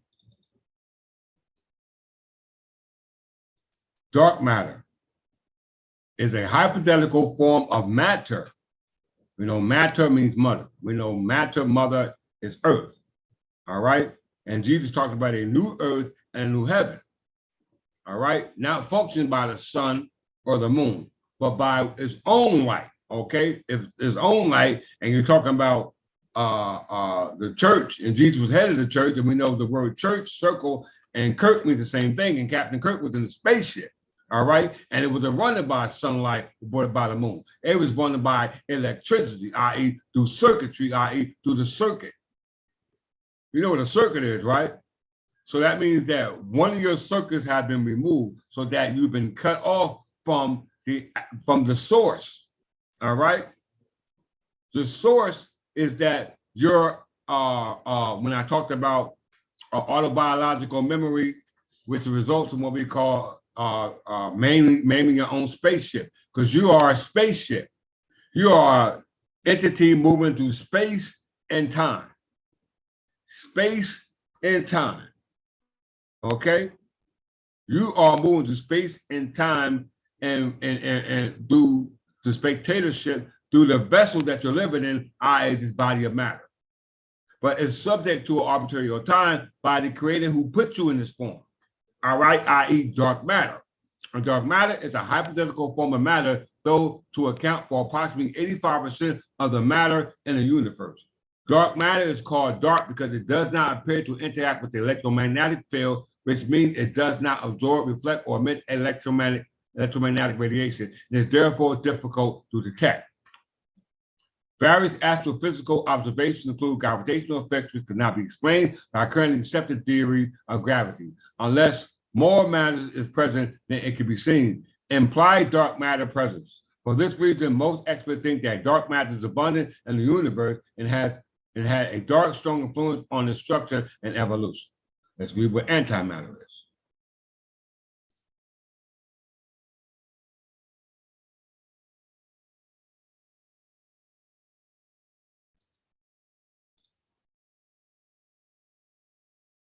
All those who watched that movie, the new what you call the movie Will Smith about the alien attack. What was that called? Will Smith, Aliens, movie Aliens.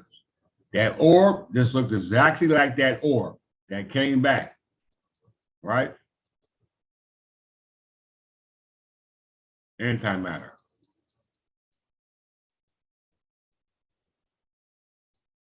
In modern physics, antimatter is defined as matter composed of antiparticles or partners of the corresponding particles in ordinary matter.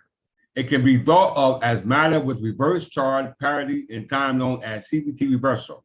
Antimatter occurs in natural processes like cosmic waves, collisions, and some type of radioactive decay. But only a tiny fraction of these have successfully been bound together and experimented to form antiatoms. All right. Minuscule numbers of antiparticles can be generated at particles accelerators. However, total artificial production has been only a few nanograms. No macroscopic amount of antimatter has ever been assembled due to extreme cause of difficulty of production of handling. Remember what they just said. No macroscopic amount of antimatter has ever been assembled due to the extreme cause of difficulty of production and handling. So how the hell is y'all going into space? Because that's what used to guide rocket ships. All right? That's what used to guide rocket ships. Let's prove it. Let's show us an example of antimatter and dark matter by what we call a diagram.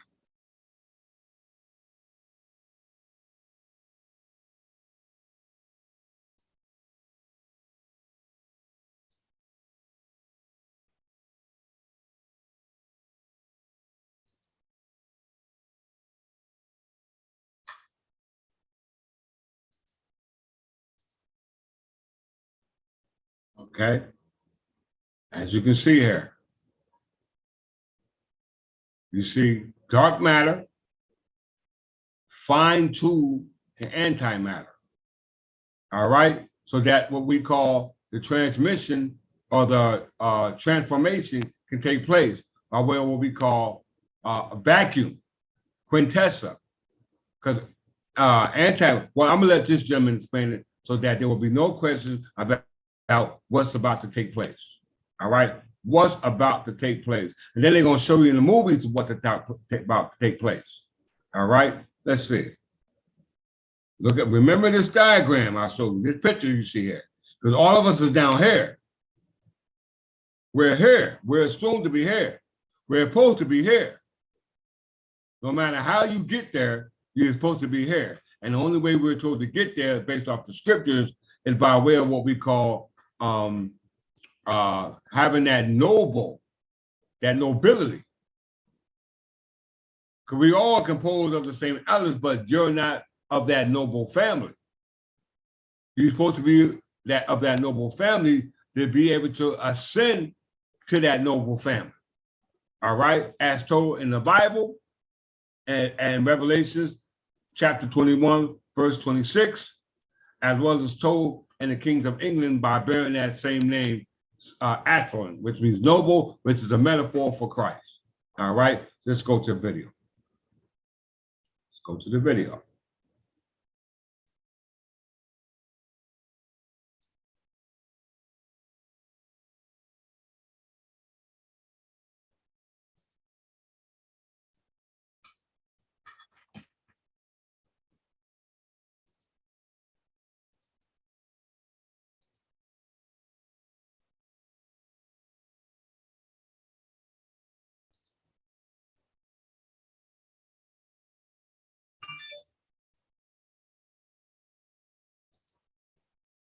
Well, there are many strange, unexplainable things in the universe. There's one that's almost too fascinating to be real. Not only is this one of the longest standing mysteries of the universe, it also holds key answers to. Hold on 1 second.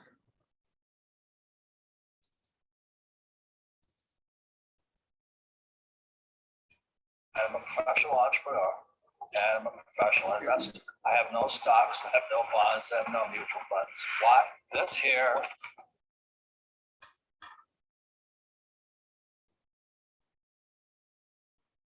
Close your eyes and imagine yourself.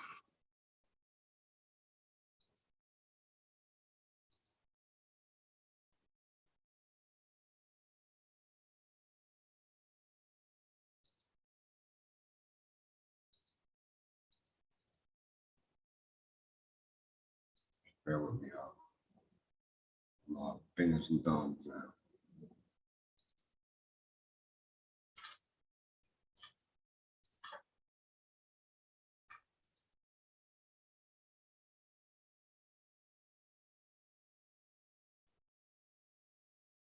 Let's see.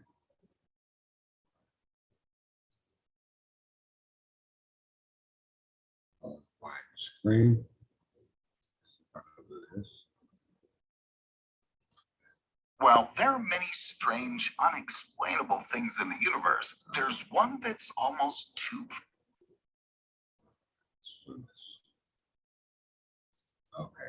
fascinating to be real. Not only is this one of the longest standing mysteries of the universe, it also holds key answers to the origins of the universe and why everything is the way that it is. Welcome back to Fact Nominal, and for today's video, we take a deep dive into matter's mysterious, bizarre twin, antimatter. It all began with the famous formula E equals mc squared by Albert Einstein in his theory of relativity, explaining in detail the relationship between space and time and between energy and mass. According to this equation, energy and mass are interchangeable. Mass can therefore be transformed into energy, or energy into mass. In the 1920s, Erwin Schrödinger and Werner Heisenberg brought their new theory of quantum physics to the stage, building upon Max Planck's earlier quantum theory. The only problem, however, was that their theory was not relativistic. Their quantum description worked for particles that move slowly, but not those at high velocities. Then, in 1928, Paul Dirac, a famous British physicist, became the first to find an equation that united quantum physics with the theory of relativity to describe the behavior of an electron moving at a relatively high speed. But his equation posed a very interesting problem.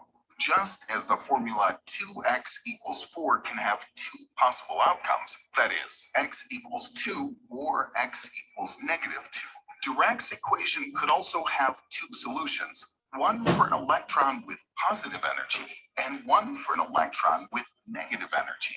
This is where Paul Dirac arrived at his conclusion. For every particle, there exists a corresponding antiparticle that exactly matches the particle, but with an opposite charge.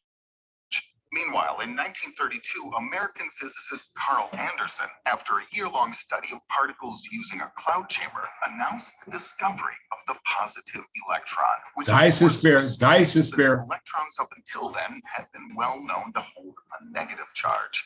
Thus was born the positron, or positive electron. This demonstration that the positron and electron were exact opposites of each other also further provided proof and experimental validation to Dirac's theory. What Paul Dirac predicted and what Carl Anderson later discovered is what we know today as antimatter. I.e., we're talking about transformers. We're talking about the transformers.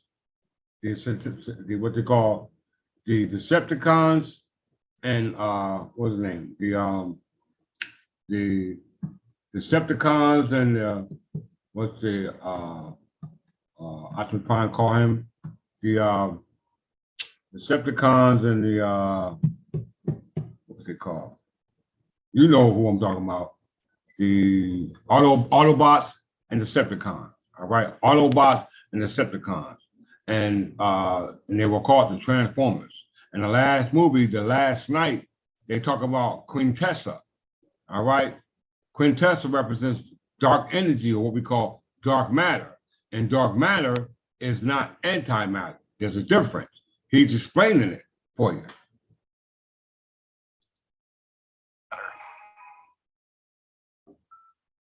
Antimatter is more than just matter with an opposite electric charge. Though at times it may sound like something straight out of science fiction, antimatter was created right along with matter after the Big Bang.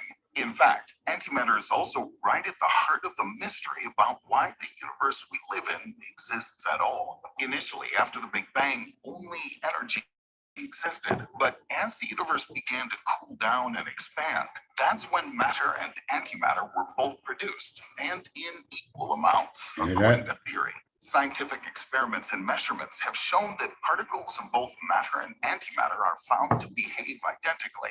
In theory, they both should have completely annihilated each other at the very beginning, leaving the cosmos full of light and nothing else. This leads to the possibility that there's perhaps at least a small excess of matter over antimatter. The fact that we exist at all is a very good case for that. There are many theories out there about why this is, like the one proposed by Russian physicist Andrei Sakharov, stating that a small asymmetry in the decay of matter and antimatter particles may have produced a surplus of matter over antimatter. Why exactly there's more matter than antimatter is still a huge mystery and calls for further study of antimatter. There were many who didn't believe Dirac's equation and predictions until they were proven. And fast forward to today, antimatter is being produced in particle accelerators like the Large Hadron Collider in Switzerland. In the universe, there's also already some naturally occurring antimatter. The big mystery surrounding antimatter ever since its discovery, as far as scientists are concerned, is why there isn't more of it in the universe. And if there is, then where the heck is it? That's exactly why scientists are trying to constantly cook up the perfect recipe for making antimatter in the lab so as to be able to study and observe it. Let's take an example. If we examine atoms of matter, we find electrons whirling around a central nucleus. Consider hydrogen, which consists of a single electron carrying negative electric charge, and a nucleus made of a single proton, which carries the positive charge. The opposite charges attract each other, thus keeping the atom together. When it comes to an atom of antihydrogen, it would be the same concept, except here the electric charges would be reversed. You'll find a central negatively charged antiproton and positively charged antielectron, better known as a positron. And the opposite charges here again attract and keep this antiatom together. Dyson sphere, look it up. Dyson sphere. After all, how do you keep a substance that literally and violently destroys almost anything it touches? It would require a good vacuum to ensure the antimatter doesn't inadvertently dark bump matter into a stray atom in the air, and also keep it away from the sides of whatever you're using as the container, since it's made of matter also.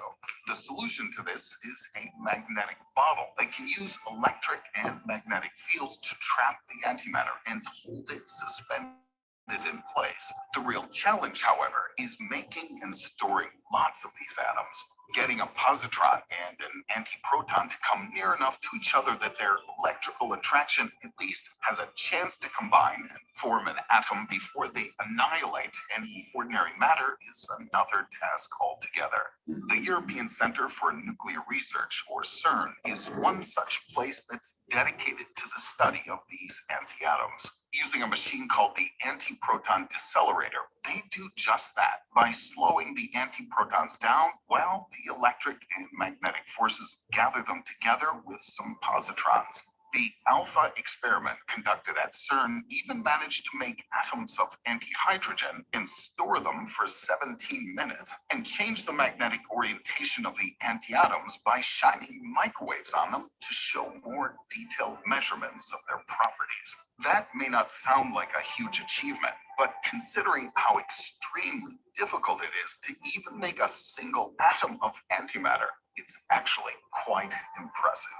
When scientists study these atoms, what they're really looking at is the atomic spectra, which can be understood as a pattern of colluded lines, much like a barcode. The behavior of the positron in an atom of antihydrogen is said to be the same as a normal electron in hydrogen. By that logic, their atomic barcodes should be the same. If, however, there's any difference detected, it'll enable us to find out the actual difference between matter and antimatter, and finally solve the, we take a deep dive into matter's mysterious, bizarre twin, antimatter. I'm sorry. Be I don't know why is that. doesn't inadvertently bump into a stray atom in the air, and also keep it away from the sides of whatever you're using as the container, since it's made of matter also. The solution to this is a magnetic bottle that can use electric and magnetic fields to trap the antimatter and hold it suspended in place. The real challenge, however, is making and storing lots of these atoms.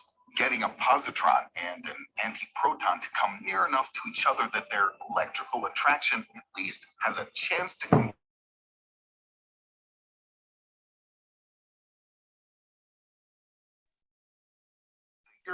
Center for Nuclear Research, or CERN, is one such place that's dedicated to the study of these antiatoms.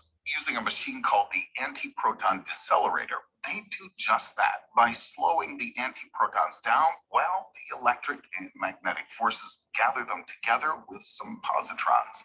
The alpha experiment conducted at CERN even managed to make atoms of antihydrogen and store them for 17 minutes, and change the magnetic orientation of the antiatoms by shining microwaves on them to show more detailed measurements of their properties. That may not sound like a huge achievement, but considering how extremely difficult it is to even make a single atom of antimatter, it's actually quite impressive. When scientists study these atoms, what they're really looking at is the atomic spectra, which can be understood as a pattern of colluded lines, much like a barcode. The behavior of the positron in an atom of antihydrogen is said to be the same as a normal electron in hydrogen. By that logic, their atomic barcodes should be the same. If, however, there's any difference detected, it'll enable us to find out the actual difference between matter and antimatter, and finally solve the enigma of the asymmetry between the two. Now that we know how to make antimatter, the question is, do we really need it? Or to put it another way, does antimatter really matter? One of the most significant uses of antimatter that we can see is for making bombs. Sound deadly? Well, it is. When it comes to a nuclear bomb where the atoms are split, it converts only a few percent of its mass into energy. However, in the case of matter and antimatter annihilation, as in an antimatter bomb, almost the entire mass would be converted into energy. Scientists have said that dropping 1 gram of antimatter, weighing as little as a mere paperclip, would release more energy than the Hiroshima bomb, which is both fascinating and terrifying all at the same time. The good news is that producing antimatter requires an enormous amount of energy to begin with, and given our current state of technology, it would take millions of years of production time. Another place antimatter is garnering attention is actually in space travel. It's no secret that scientists and researchers have long been trying to think of ways to achieve near light speed travel. Just imagine what as little as a few micrograms of antimatter could do to help us achieve the energy levels required for relativistic space travel. It would completely revolutionize human space exploration, and trips to other galaxies and star systems wouldn't seem so far-fetched after all. However, as we're not yet able to stabilize and store antimatter in order to study it long enough, we haven't quite gotten to that point yet, and it might take generations for us to achieve any significant progress. All right, that's enough. In a more recent observation. All right. So here you see, they give you a breakdown between dark matter, antimatter, the purpose for antimatter, the pros and the cons. They also show that their understanding of antimatter, the origin of antimatter, is limited in their capacity based off their studies. All right. And we know that based off the picture, I'm going to show you again.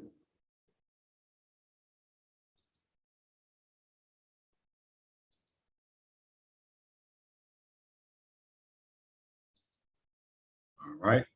This represents antimatter. All right. The ascension. All right. The ascension.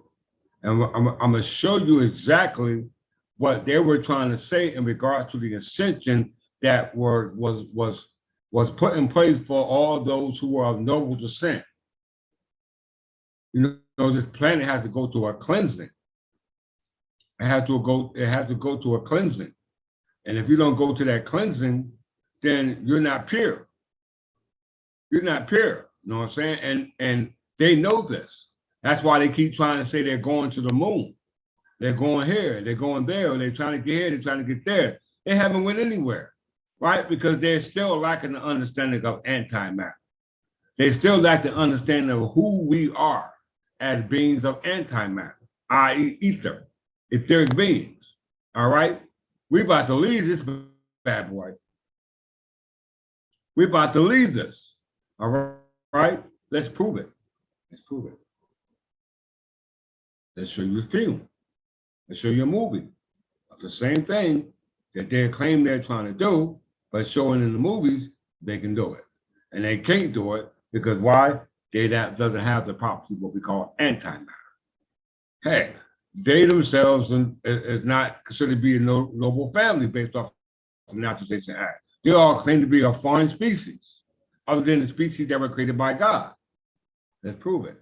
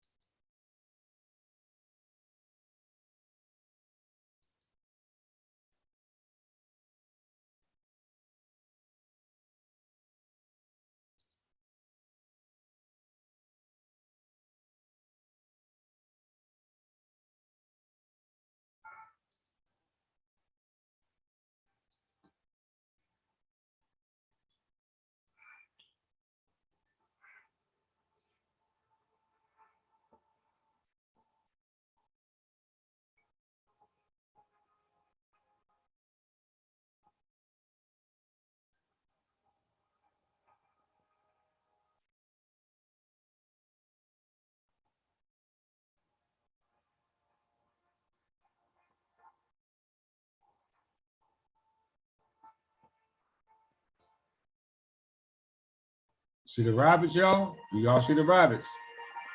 Read the poet.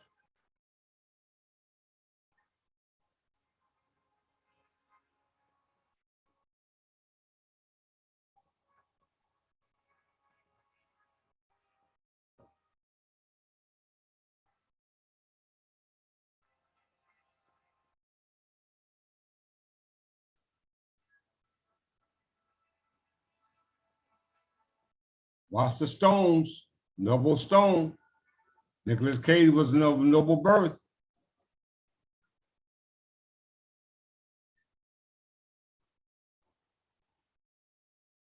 Her name was Abbey, i.e. Westminster Abbey.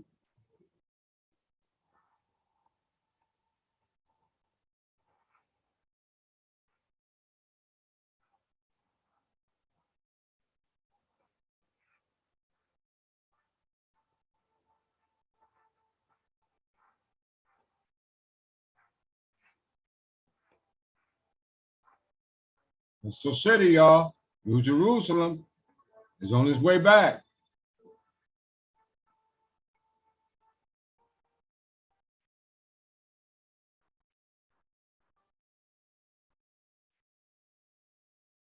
Better be able to make that transformation. Because you know this or seen this information and you don't follow it, it means you don't get to go.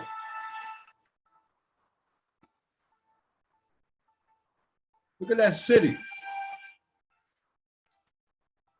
He's not of noble stone. See the stones?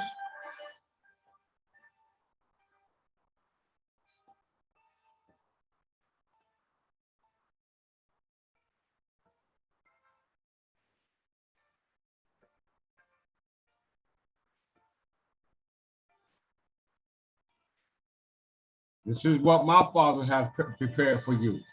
Look at those shams. We out of here, y'all. We are out of here. Look like a bud of a flower.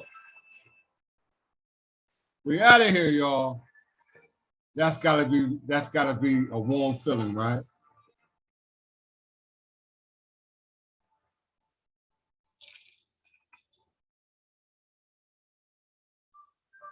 All right. Let's bring it home.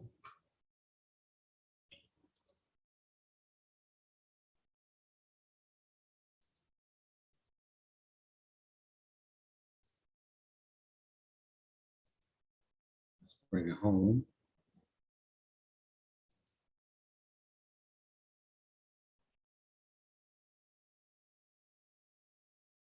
What you seen in that movie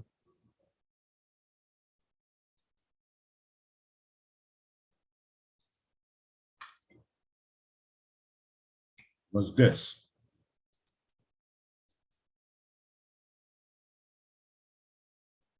That's what you seen take place. All right. Now, both of the children had rabbits, right? Look at the rabbit.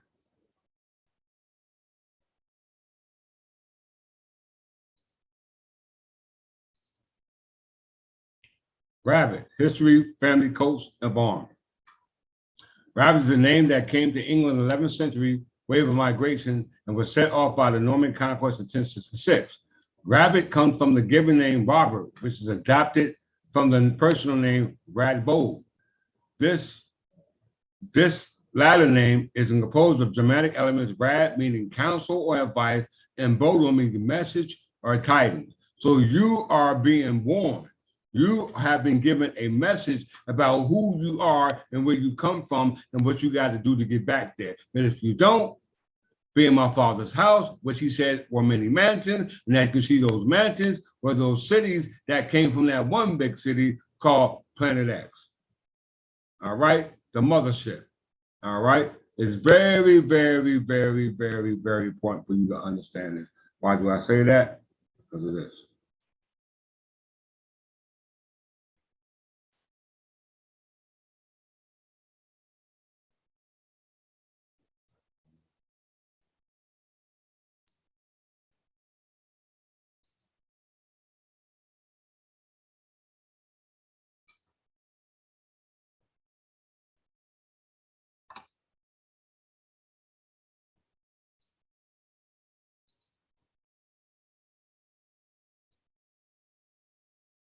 Last night, as you can see, in 485, Merlin finds the Knights of Lacon, a group of transformers hiding on Earth.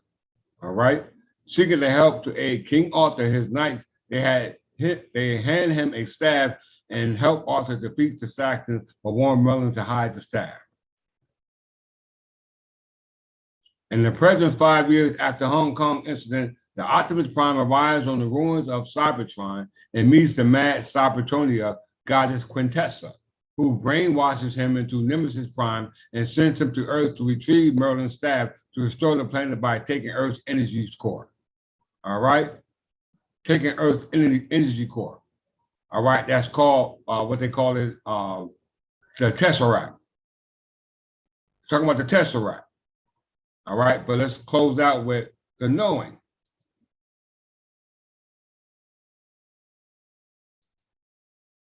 Because we know the word knowing defines as understanding.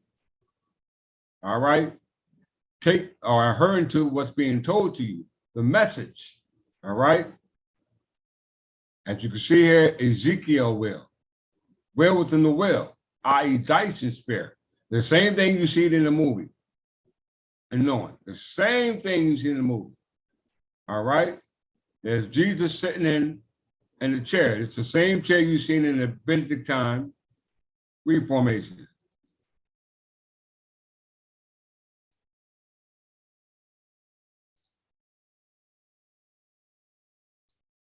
As you can see right there.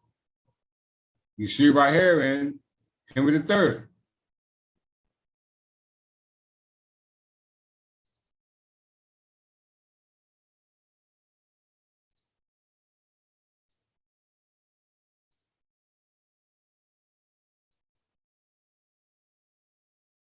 There's a chair in a room, and all you see is the stars. Okay, for that to be a big window, and they was on land, you should see some houses and stuff. Am I right?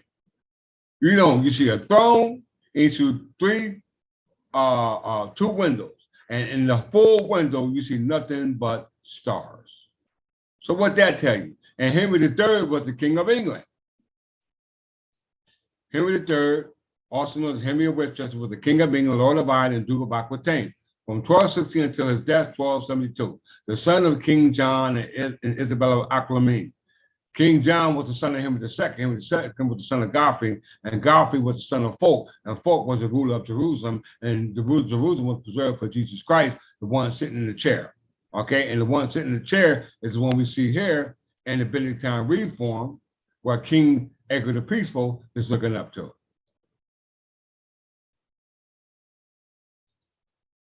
All right, and you see angels. All right, so let's go to the movie in closing.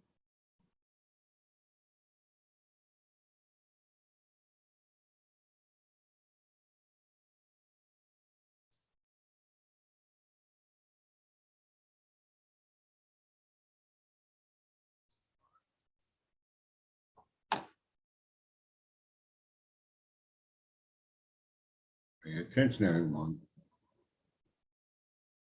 Plot. Go to the main meat.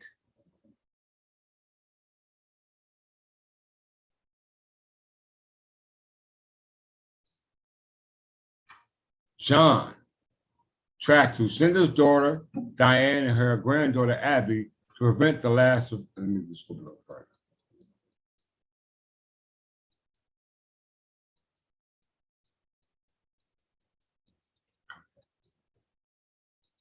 In 1959, in Lexington, Massachusetts, I'm telling you the movie now so you can go back and watch the movie.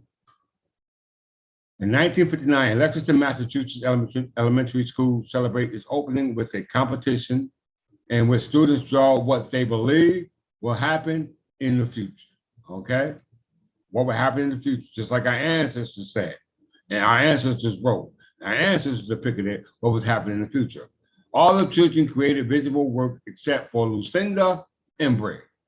Guided by whispering voices, i.e., I used to hear a ringing in my ear, you know what I'm saying? And like I said, you know, I used to thought something was going crazy with me, but they said in the movie, when you watch it, they said that the ancestors whispered to them in the air. You know what I'm saying? Meaning that it's in your DNA. If you're in that frequency or you're in that that channel or that circuitry, you'll be able to connect with that uplink, okay? With that uplink. It says, all children created visual work except Lucinda and Bree. Guided by whispering voices, Lucinda fills her paper with a series of numbers. Before she can write the final numbers, the allotted time for the task expires. The teacher collects the students' drawings. The following day, Lucinda engraves the remaining number into a closet door with her fingernails. The work are stored in a time capsule and opened 50 years later when the current class distributes the drawing among the students. Lucinda paper is given to Caleb Kostler, the nine-year-old son of a widow, MIT astrophysics professor John Kostler. Okay, here's the word John. Remember, John is the one going back to the origin of the word house. Okay, and we know house is symbolic of Jesus' business that he was dealing with in God's house, i.e. God's temple, i.e. God's temple church. And God's temple church goes back to the temple church created by the Kings of England, i.e. the English church, i.e. the Magna Carta. So John discovers that Lucinda's numbers are dates. John discovers that Lucinda's numbers are dates, death tolls, and geographical coordinates of major disasters over the past 50 years, including the Oklahoma City bombing, the September 11 attack, the Hurricane Katrina, and 3 having yet to happen. We got all these events going on right now. Look at the world. Earthquakes, volcanoes, floods. All this is going on right now, all right? And the following day, John witnessed 2 or 3 final events in person. A plane crashes in the New York City subway, derailed, caused by a faulty siding. John becomes convinced that his family had a significant role in this incident. So you better find out what your role has to in the incident before you interrupt today. His wife died in one of the earlier events, while Caleb was the one to receive Lucinda's message.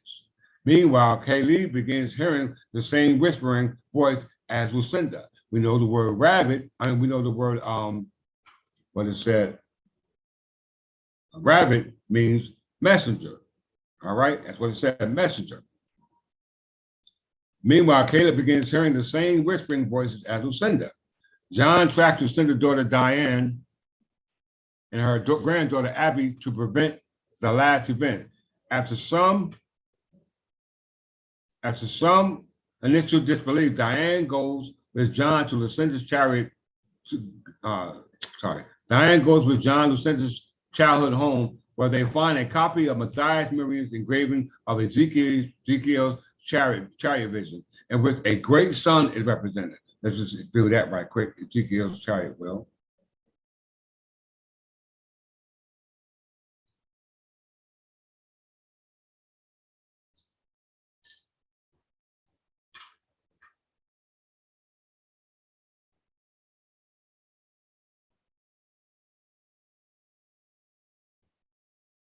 Okay, y'all see this picture? It looks just like that crystal city. It looks just like that city, and those are the angels going up as well.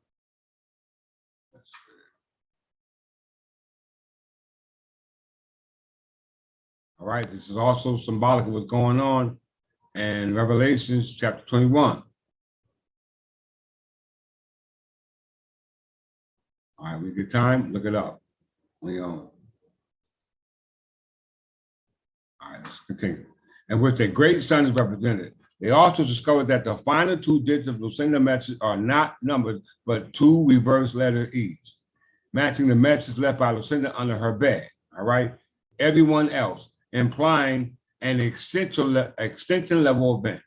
So everybody's is going to be subject to the extension, this event that's going to cause the extension, except everyone else except those according to the message that Lucinda, that Abby and John's son is hearing. Okay, during the search, Caleb, John's son's name is Caleb.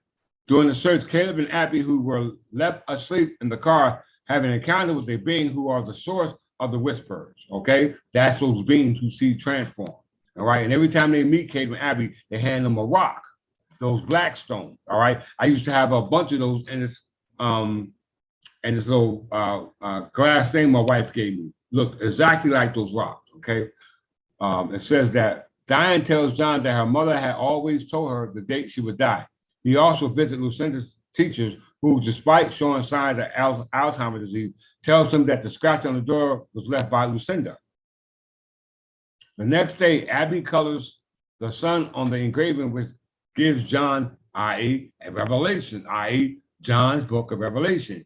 He rushes to the MIT observatory and learns that a massive solar flare with the potential to destroy all life will strike the Earth on the last day indicated by the message. As Diane and Abby prepare to take refuge in a nearby cave, John goes to the school and finds the door on which Lucinda engraved the final number. He identifies them as the coordinates of a place where he believes they may find salvation from the solar flare. The skeptical, hysterical Diane loads Caleb and Abby into a car and flees the cave. At a gas station, the whispering beings steal Diane's car, i.e., supreme beings. They ain't supreme beings, though, but I'm about to show you. The whisper beings steal Diane's car with Caleb and Abby's inside. Diane pursues them on a high speed in a stolen SUV, but is killed in a collision with a semi-truck on the date her mother predicted. The beings take Caleb and Abby to Lucinda's mobile home, where John encounters them shortly thereafter. The beings acted as extraterrestrial angels. The beings acting as extraterrestrial angels are leading children to a safety on interstellar arcs. John is told he cannot go with them because he never heard the whispering. So he convinces Caleb to leave with Abby. Two pet rabbits they found. Both are transported away by the being in the ark, along with many other, and leaves Earth. All right, let's see.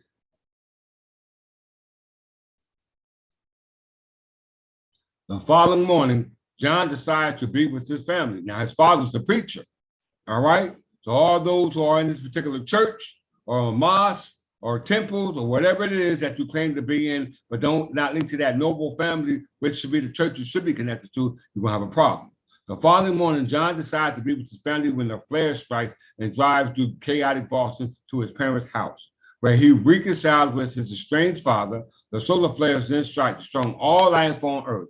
Meanwhile, the ark, along with the others, deposits Caleb and Abby on another world resembling earthly paradise and departs. The two runs through a field toward a large white mysterious tree resembling the tree of life. Earthly paradise, Garden of Eden, and the tree of life.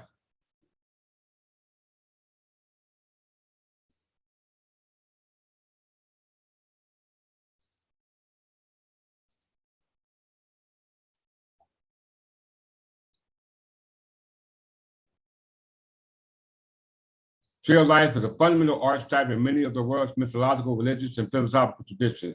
It is closely related to the concept of the sacred tree. The concept of the tree of life may be originated in Central Asia and was absorbed by other cultures such as Scandinavian mythology and Altai shamanism. Okay, the tree of knowledge is connected to heaven and the underworld, and the tree of life connected to all forms of creation, are both forms of the world tree or cosmic tree, and are portrayed in various religions and philosophies as the same tree. Okay, let's go right here in closing. It said that the beings acted as extraterrestrial angels are leading the children to safety on the interstellar ark. So you see what the interstellar ark looked like, right? Which was called Crystal City. Now look what they call theirs.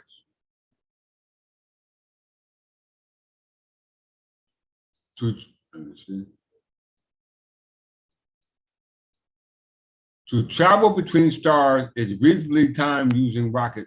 To travel between stars is reasonably timed using rocket-like technology requires very high effective exhaust velocity, jet, and enormous energy to power this, such as might be provided by fusion power or what they call antimatter.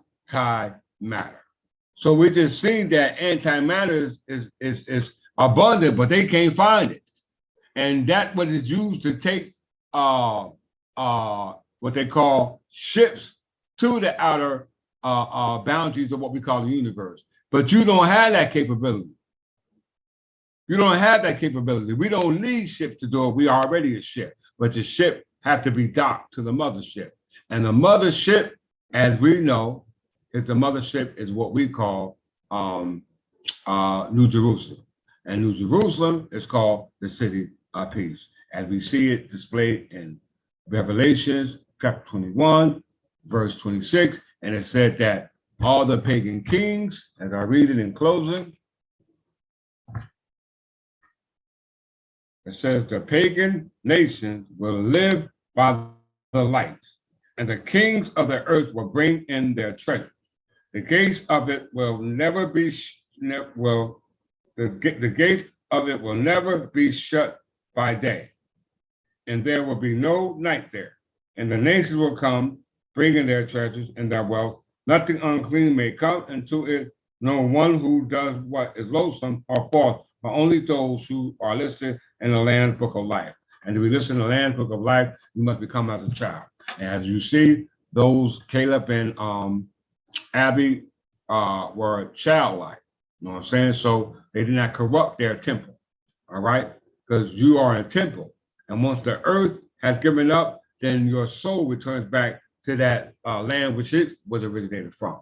And that's the plane of soul, i.e. the plane of ether with your father. And with that, I say peace.